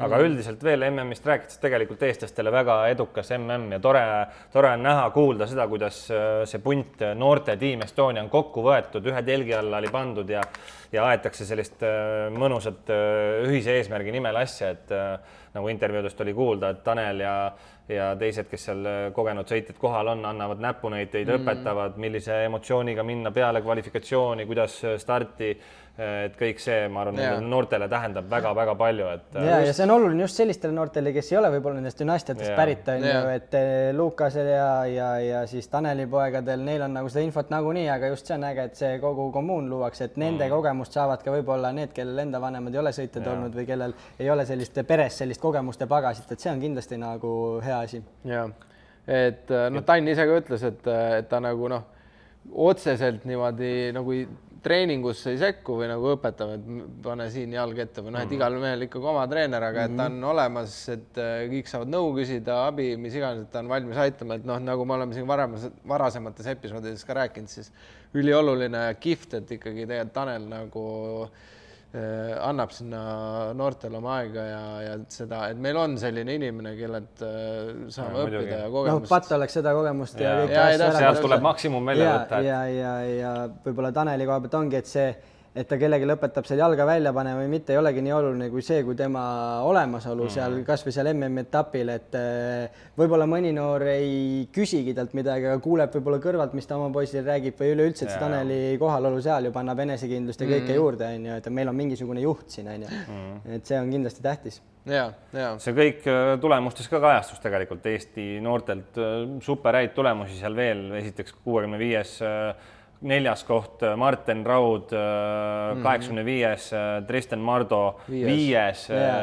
Ja üldse seal vist oli 15 sõitjast 10 pääses lõppsõitudesse, et igati super tulemused poistelt, et samamoodi ka ikkagi, ütleme, see rada on päris raske, et tegelikult väga palju aastaid tagasi oli seal samamoodi MM, kus isegi Erki oli, mina olin, ma küll ei saanud peale.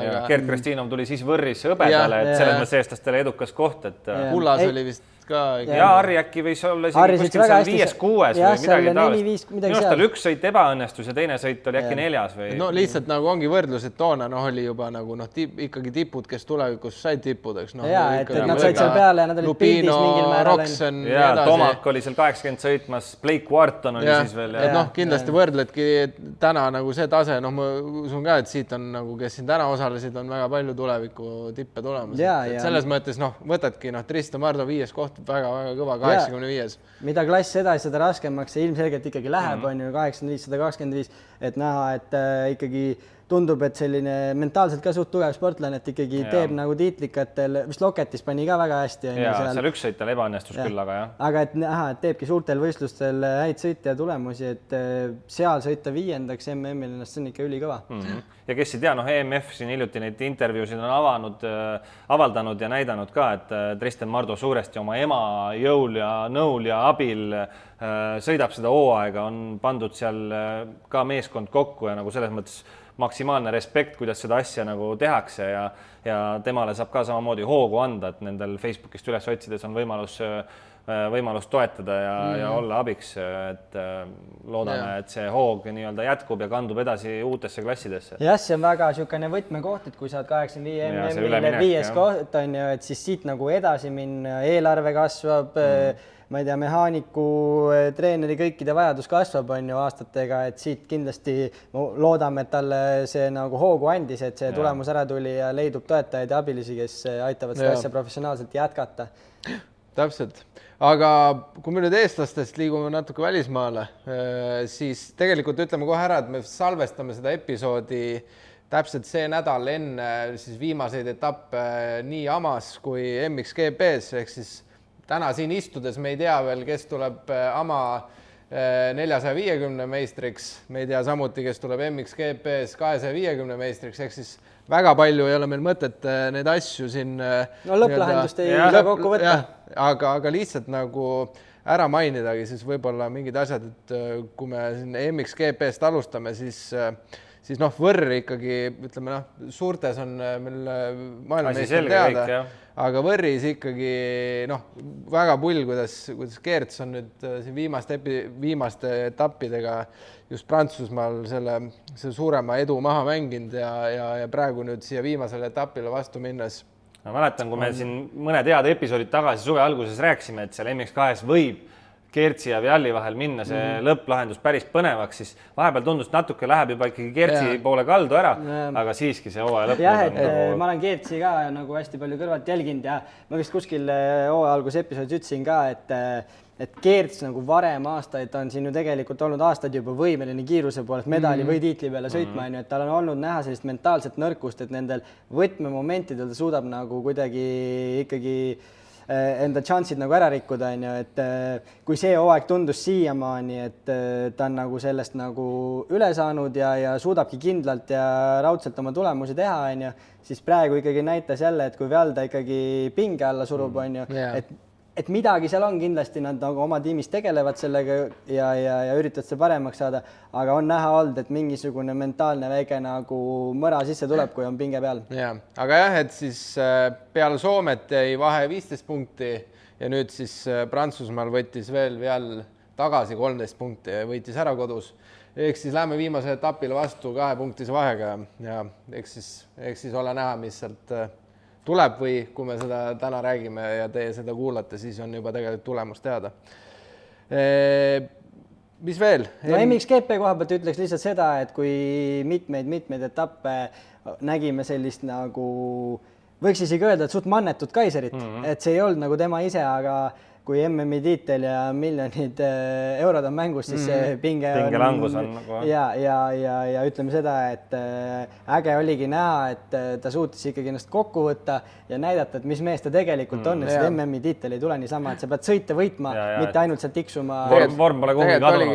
Prantsusmaal ta ikkagi väga kõvad sõidud tegi. No viimasel ringil sõita 2 meest mööda. See oli niisugune power move nii-öelda, et ikkagi näitaski ära, et mina olen siin MM-il ja tegelikult veel võrrist öeldes ma tahtsin nimetada ära Everts ja Orgmo, et tegelikult väga ilusad sõidud ka, et siin 5. 6. kohal mõlemad mehed siin viimased etapid on, et tegelikult noored kutid Orgmo mõlemal esimene hooaeg, eks?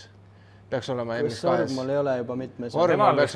Mina arvaks, et ta sõitis minu meelest eelmine aasta Euroopakaid veel. Ja see aasta ta nüüd sai kavatiimi. Kavatiimi ta võis see aasta saada, ma julgeks öelda, et ta on olnud varem ka, aga võib-olla kui neid kahte võrrelda, siis Orgmo on nagu juba näidanud sellist kiirust, on ju varem ka, aga Evertsil on siin pigem hooaja teisest poolest olnud mingi niisugune arengusamm, et tal on ka päris pikalt olnud nagu kinni see hoog või selline... Tal on ka see klikk nagu ära käinud. Jaa, et ikkagi nagu sammu edasi astunud ja võib-olla isegi see klikk on nagu hiljem käinud, kui arvestada, kui professionaalselt seal perekonnas tööd tehakse, aga eks see spordis ja muidu elus ka, et iga asi tuleb omal ajal või natuke hiljem. Ja Everts ju ka sõlmis lepingu KTM-iga nüüd. KTM-i tehas, et Vial läks ka eest ära, läheb siis USA-sse järgmiseks aastaks, et koht jäi vabaks ja kindlasti ma arvan, et see on siis see nii-öelda järgmine step Evertsil, et olla tehase telgi all ja seal tuleb oma pinge kaasa ja sellised suured atleedid peavadki sellest pingest ainult nagu veel üle olema ja sellest veel moti juurde saama, et seda tulemust teha, et see ongi pressure, et sa oled tehase sõita ja seal toodataksegi võitu. Aga jah, viimane etapp siis Türgis ja siis ole näha. Ja nüüd edasi kõik pilgud, nooled ja kaamerad ja valgused on suunatud ilmselt Rahvustekrossile, et mis juba siin paari nädala pärast USAs on toimumas. Tänaseks on kõik koosseisud tegelikult juba üles antud ja ka avalikustatud. Me ei hakka neid täna siin lahkama, vaid enne Rahvustekross'i meil tuleb eraldi nii-öelda Rahvustekross'i eelvaate episood, kus me siis püüame püüame jagada mõtteid Eesti koondise liikmetelt, käime läbi kõik koosseisud, teeme mingid oma ennustused, vaatame, mis faktorid kõik rolli mängivad ja mis meid enne Rahvustekrossi ees ootab. Aga nii palju võib ära öelda, et vähemalt kui paberi peal vaadata praegu, siis nii huvitavat Rahvustekrossi ma väga ei mäleta, et nagu meil on ikkagi 3-4 meeskonda, kes on nagu väga võimelised võitma ja võib-olla isegi rohkem. Ja me oleme ikkagi ka USA-sed selles mõttes jällegi. Puru küll ütles, et ma arvan, et jah, võidavad ameeriklased see aasta. Aga ta ütles ka vist, et kui ilm ja kõik on soosib. Aga me ei saa ära unustada, et näiteks Austraalia, Prantsusmaa, ka neil on mehi, kes sõidavadki igapäevaselt USA-s ja kelle pillid on seal. Ja kõik nagu kodus sõidaks. USA-l on üks nõrk lüli, aga sellest me arutame ilmselt järgmises episoodis. Tundubki, et igal tiimil ikkagi mingisugune lüli on nõrk. Ja see lisabki põnevust oma, et kui keegi oleks peaaegu üle, siis ei oleks seda nii palju tiime, kes oleksid võidu peale mängus. Aga kuna tuleb Rahvustekrossi ja me ikkagi oma tiimiga, tiim 101, nii ütleme, tahame selles asjas sees olla, siis me teeme ka sellise ühisvaatamise siin samas Unibet spordibaaris, ehk siis pühapäeval avame uksed kuskil 6:30, hakkame programmiga pihta, et meil näitame loomulikult kõiki sõite, teeme vahekommentaare, siin toimuvad erinevad mängud, saab väga head sööki-jooki, meil on väga suured ekraanid, palju ekraane, et ülimalt vinge Rahvustekrossi selline ühisvaatamine kogemus tuleb, et keda huvitab, siis saab lauad ette broneerida. Lisainfot saab tiim 101% Facebooki lehet, me tegime sinna Facebooki ürituse ka, et kogu info selle ürituse kohta on seal olemas. Loomulikult meil on siin nii-öelda ruumid jälle kummist, ehk siis soovitame, kui vähe huvi on, registreerige ennast võimalikult ruttu ära, et see koht siia garanteerida ja meie siis jääme juba seda ootama. Koos siin ikka kindlasti põnevam arutada ja saada sellist natuke insighti, et eks meiegi püüame võib-olla leida endale seal Ameerikas Rahvustekrossi ajaks sellised nii-öelda infoallikad, kellelt saada kiiresti otse vahetut infot, et kui midagi põnevat toimub, et siis on hea siin koos arutada ja muljetada. Jah, kindlasti me omalt poolt pingutame, et ikkagi selline eksklusiivne kogemus pakkuda selles suhtes, et söök-jook, aga lisaks veel kõik muu materjal ja mingisugused giveaway mängud, mis me teeme, et just selline suurem üritus ja tekitada sellest nagu kaasaarvam elamus kõigi jaoks. Sel korral see Rahvustekrossi niivõrd kaugel üle ookeani toimub, et paljud, kes selle kohale mineku see aasta nii-öelda skipivad, siis tulge siia ja võtame selle fännklubi kokku ja vaatame koos. Võtame telekogemusest maksimumi. Ja, absoluutselt. Et jah, keda huvitab, minge Facebooki lehele, pange kirja ennast ja siis juba näeme peagi face to face. Kas midagi tahame veel arutada? Või on? Mingisuguse lühivaatevõime korraks nagu AMA seisu teha peale seda Patskriki Ironmani on ju, et 4,5 meil ikkagi kõva tiitlilahing käib, 2 meest on tippvormis, tippoos ja hamma vastu nad seda tiitlit siin jagavad. Me tegime ennustuse ka, mäletad, esimeses episoodis vist või kuskil alguses. Tegime. Kas keegi Tomakit ennustas? Mina ennustasin nii-öelda Sextonit. Mina vist olin see, kes ütles, et ma kardan, et Tomak oma põlvega või jalaga, et kukub ära, et ta tervet hooaega ei tee. Ta oli esikolmikus meil kõigil igatahes. Ma tunnistan, et ma ei mäleta isegi enda ennustust. Mina ütlesin Roxenile minu arust. Ma ei mäleta, kas ma ütlesin Tomaku öelnud, seda peab järgi vaatama. Võib-olla saame siia selle klipi lisada eelmisest saatest, mis me ütlesime. Aga Tomak ja Sexton on ikkagi selle hooaja jooksul näidanud, nad on klass oma ette, nad on füüsiliselt üle, nad on kiiruse poolest üle ja teistel ikkagi sinna nagu sõnaõigus pole juba hooaja mingi 4. etapist saati ikkagi nendega aja vahel see lahing on käinud. Ja Tomak ikkagi nagu omale kohaselt on jälle nagu hooaja lõpupoole ennast järjest rohkem käima saanud. Ja, et eks seal see põlvevigastus, mis tal hooaja alguses ja ma arvan, et Tomak ikkagi kõige rohkem keskendus selle superkrossi tiitli kindlustamisele, et alati su välihooaja ettevalmistus kannatab, kui sa oled ikkagi superkrossi rajal ja ei pühenda aega selle, et hoiad oma fookust seal. Aga õnneks see põlvevigastus ei olnud ilmselt nii tõsine, see ei läinud uuesti paista, ta sai hooaja jooksul nagu paremaks ja kindlasti, mis ta ise on nagu öelnud ka, on see, et see AMA mootorratas, et ta on suutnud hooaja vältel seda aina rohkem enda järgi seadistada ja mis veel sellest tiitli heitus võib-olla 2 asja tooksin välja, et üks on see Paatskriigi etapp, et kui muidu on Sexton see early lap või esimeste ringide mees, on ju, et seal siis Tomak tegi ühest sõidust talt temast esimesel ringil möödasõidu ja eks väikene panic button Sextoni peale läks ja pani kohe kurvis tegelikult suht tühja koha pealt üle nipli, on ju. Ja pani teise ka järgi kohe. Ja, aga huvitav ongi, et see dünaamika selles meistritiitli jahisse on läinud nii, et üks sõit on ühel natuke kehvem, siis tuleb teisel kohe järgi, et iga kord, kui ma mõtlen, et okei, nüüd läheb see igavaks, tekib ja, ise mängis maha või midagi. Et nüüd tuleb 10-punktine vahe, siis järgmine sõit Sexton võidab, Tomak on tagapool, on ju. Aga ja siis teine asi muidugi, mis ma tooksin välja, on, ma vaatasin Ironmani esimest sõitu, on ju, ja ma ei ole pikki aastaid näinud sellist mentaalset ja füüsilist kokkuvõtmist, nagu Tomak tegi esimese sõidu lõpus. Et nagu Tomak on oma karjääri lõpuosas, ta on heas vormis küll, aga ma ei ole aastaid näinud Tomakit minemas nii sügavale musta tsooni, kus su sõidutehnika laguneb. Ma nägin, kuidas tal juba pea oli viltu, küünarnukk oli niimoodi, on ju, mitu korda pill lappas juba, aga sõita selline sõit, et sa juhid, Sexton püüab sul kinni, sõidab sust mööda ja kõik ootsid okei, et nüüd ta seda eest ära. Ja siis see oli nagu mingisugune filmi äge lõpp, on ju, kus tüüp leiab enda seest mingisugused viimased jõuvarud, võtab Sextoni uuesti kinni, sõidab eest minema, et sõita 2 ringiga vist sõitis 4 sekki äkki eest ära, on ju. Et see oli selline, ütleme, jõu näitamine kõige õigemal hetkel selles meistrisarjas, mis üldse võimalik on, et ta ikkagi näitas Sextonile selles suhtes, et sa oled selles olukorras praegu siin sõidus poisike, et sõita 4 sekki niimoodi 2 ringiga eest ära. Ja noh, sellest on nii palju räägitud ka nüüd, et ikkagi jäi ilmselgelt kõigile silma ülikõva lõpp, et alati ongi see, et kui ikkagi tagant mees tuleb, võtab su kinni, läheb mööda, siis ei ole nii, et sa leiad selle uue jõu. Sa ikkagi mentaalselt, nagu sa näed, et sulust on mööda sõidetud, siis ta on järgi tuldud. Et see juba nagu see, et sa leiad see jõu, aga see, et sa mentaalselt ei anna alla, vaid et sa nagu leiad selle nälja üles.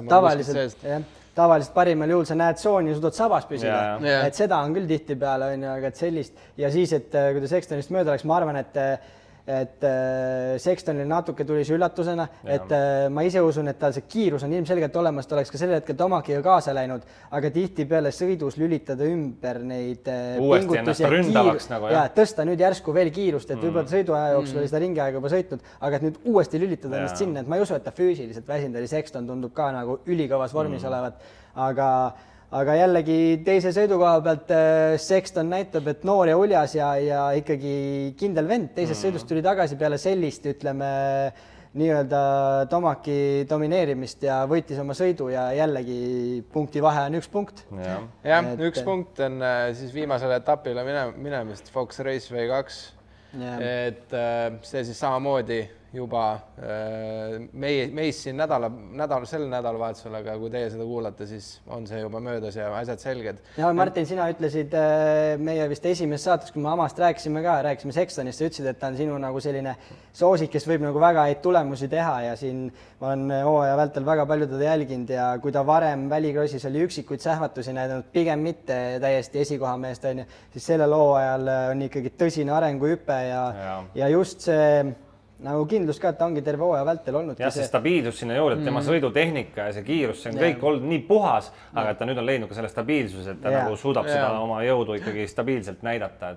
Ja mõnikord see võtabki lihtsalt oma aja, et ma ei tea, kas ma olen näinud üldse, et keegi, kes ei ole võitnud Tomakit välikrossis, Roxen on seda teinud, Tansi on mingitel aastatel vist minu arust teinud, aga et keegi surub Tomaki tippvormis nagu nii kaugele välikrossi meistritiitli peale pingutama, et see on nagu suur props Sextonile selles suhtes. Ja minu jaoks üldse Sextoni puhul ongi see nii äge, et kuidas ta ikkagi ta on niisugune vanakooli mõtteviisiga vend, ta ütleme näiteks, kui sa võtad mingid toidulisandid, mingid enhancerid, ta põhimõtteliselt midagi kasutab, puhas toitu ütleb ka, et ma just kuulasin mingit tema jutuajamis pikalt, kus ta rääkiski, et nagu, et sa ei tea kunagi, võtad näiteks Rhino Power, mida juuakse väga palju, aga sa kunagi tead, mis sinna sisse saad, võib-olla nagu selles mõttes, et võib-olla mingid ained liiga palju, et kogu aeg neid testitakse ka seal, et ta ütlebki, et tahab omal nagu meele puhta hoida igasugust riskidest, et ta panebki ainult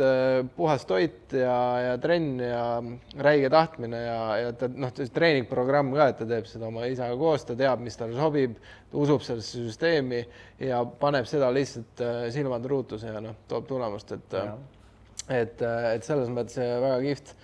Mis veel AMAs, võib-olla paar asja, Blessinger tegi väga hea tulemuse viimane etapp. Jah, 3-3.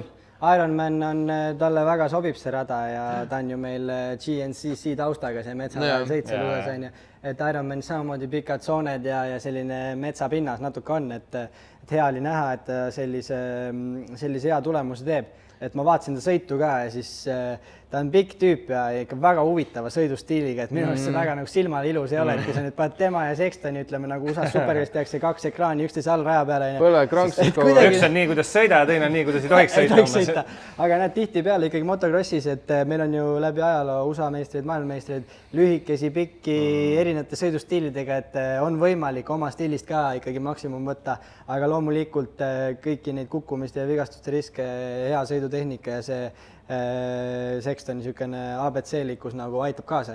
Euroopast siin kõik mäletame Kende Taikeri sõidustiili. Ja täpselt. Või Villemiin või? Okei. Ja ütleme, mis veel võib-olla üllatus natuke on, et Stewart ei kuidagi, ta ikkagi Superkrossis, ma mõtlen just, kuidas ta tuli, see momentum, millega ta Superkrossi tuli, väga hea tulemus, et ta suutis võidelda ikkagi kõik sõidud seal, ütleme, top 5 ja vaatadki, et tuleb, aga nagu kuidagi autor ei sobi talle ikkagi. No Malcolm on terve elu jooksul tegelikult väga-väga vähe sõitnud autori üldse. Et ta on olnud alati siuke Supercross ka ja ma arvan, et tal on üksikud hooajad, nii ta on terves pikkuses nagu autori sõitnud ja hüpata niimoodi poole pealt sisse sinna sarja ja olles mitte kõige kõvema taustaga välikrossis, siis autor ongi raske. Et kindlasti tema selline spetsiifiline Superkrossi skill nii-öelda on siis see, mis teda Superkrossis kõvasti aitab, aga välikrossis on rohkem sellist hambad ristis, sellist hard working man'i vaja, et võib-olla ta on leidnud, et see on raske praegu seal nagu päris etteotsa saada. Ja võib-olla veel näiteks Roxenist, et ta ikkagi näitab endiselt, et ülikõva start ja ülikõva nii-öelda esimestel niisugustel võib-olla ringidel, aga siis ikkagi jääb midagi puudu, kas see on füüsiline pool või mulle tundub, et seal on natukene tal selline peas kinni ka see, et ta kuna poole hooaja pealt või tegelikult suhteliselt hooaja algust sellest tiitlimängust välja langes, siis tema jaoks ei ole nagu seda motivatsiooni nii palju, et nüüd sõita seal nende tagumiste kohtade peale. Teebki pigem nagu tiimitööd ja kaitseb seda Sextonit. Mulle tunduski, ma tahtsingi arutada seda, et me oleme näinud juba enne Ironmani mingi, ma arvaks, et 3 korda kindlasti, kus ta on nagu ikkagi Sextonile, mitte päris nagu raja äärdes, et nagu ikkagi andnud nagu teed. Aga siis teises sõidus, kui sa juba oled leppinud, et sa annad oma tiimikaasa teed, mida ta näitas või mida ta taotles selle möödasõiduga, et mulle ei tundunud, et see päris selline ka oli, et Roxen on täiesti legend, esimeste ringide legend, on ju sellist hoogu nagu, et teistel tüüpidel võtab 2 ringi aega, Roxen paneb stardist ja lendab, on ju. Aga et suruda nagu mööda mingi paar kurvi, lasta Sextonil prillid mulda täis, on ju, et mida ta sellega taotles ja siis ikkagi lõpuks ringi lõpus tõmbas nagu kõrvale, on ju. Et ma oma keskis mõtlesin, et see võib olla ikkagi sellest tingitult, et mingil määral nagu kuulda olnud, et seal võib olla see, Sexton ju võttis seal tiimis selle alfa koha endale. Tiimilt ongi juhised võib-olla. Ja tiimil on, ütleme, kogu fookus ikkagi Sextoni peal, kui sa oled meistritiitli peale sõitev sõitja, siis teised kõik on teisejärguline, on ju. Et Hondal pole ju aastaid pole USAs üldse tiitlit, on ju. Ja kogu rõhk sinna Sextonile on kindlasti läinud ja see tiimirollide vahetus ka, et Roxen oli ju aastaid Honda tehases ikkagi see number 1.